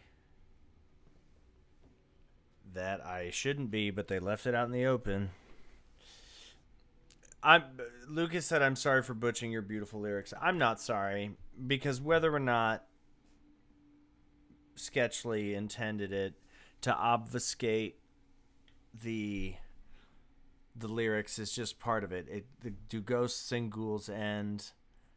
Do no singles end? It goes and goes in. You know, like this idea that when you repeat something, over and over, you're familiar with this phenomenon that the words start to sound weird and they sort of start losing their meaning.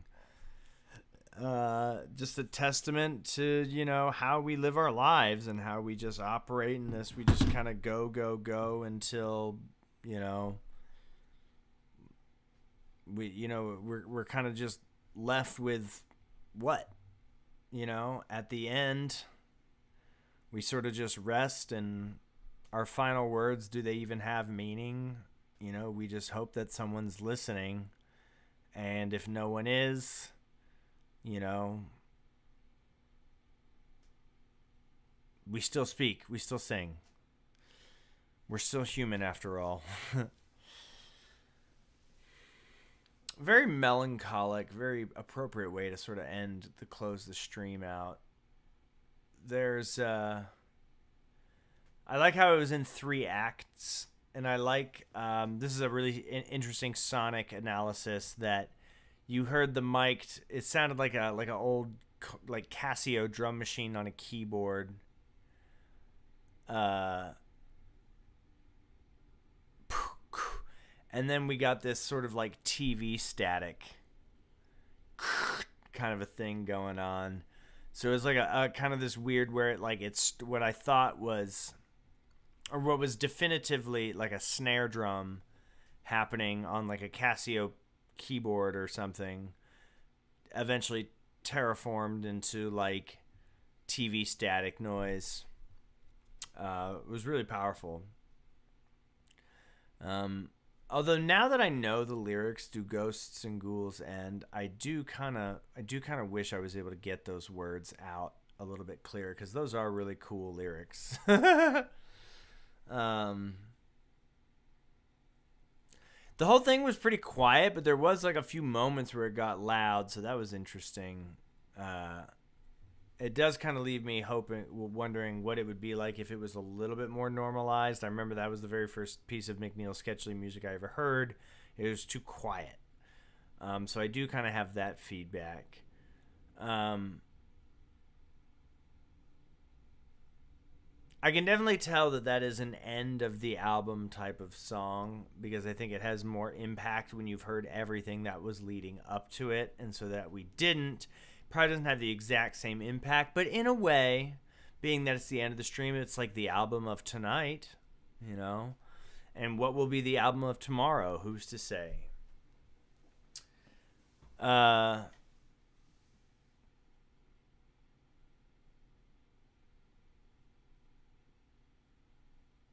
wonder if there's a way to make the guitar a little more prevalent. And I know that the low fidelity iPhone speaker is kind of your vibe, but like I wish that you had done a little bit more production on that one, you know, since especially the album closer, like an unusual, like something to catch me off guard would be like, now all of a sudden there is like some fucking reverb or something, you know what I mean? Like using these like these music production cliches that I'm always shitting on, you know, like reverb, delay, chorus, whatever. But like, then when you actually would put them into application, it would be like, oh damn, you know, and maybe not just like a stock reverb, but really toy around with, or maybe even recording in like a bathroom or a stairwell or something. you know, to have more of a wet sound because your sound is so incredibly dry, which is, you know, sort of a signature of what you do.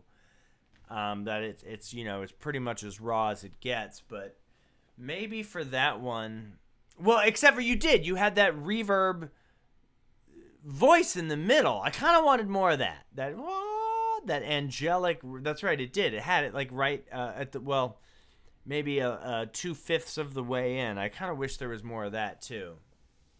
I think I'm gonna have to sit on that one and digest it a little bit more. That was really cool, but thoroughly enjoyed it. Okay, friends, it is that time of night. I am fatigued. I got work in the morning. I'm also hungry, but I'm too tired to eat. Oh, I gotta do something. Maybe I'll drink a glass of milk. It's been real. It's been fun. Dare I say it's been real fun. McNeil Sketchley, Lucas, thank you for being an MVP today. For all of you that are still here, looks like most of us have kind of weeded out, but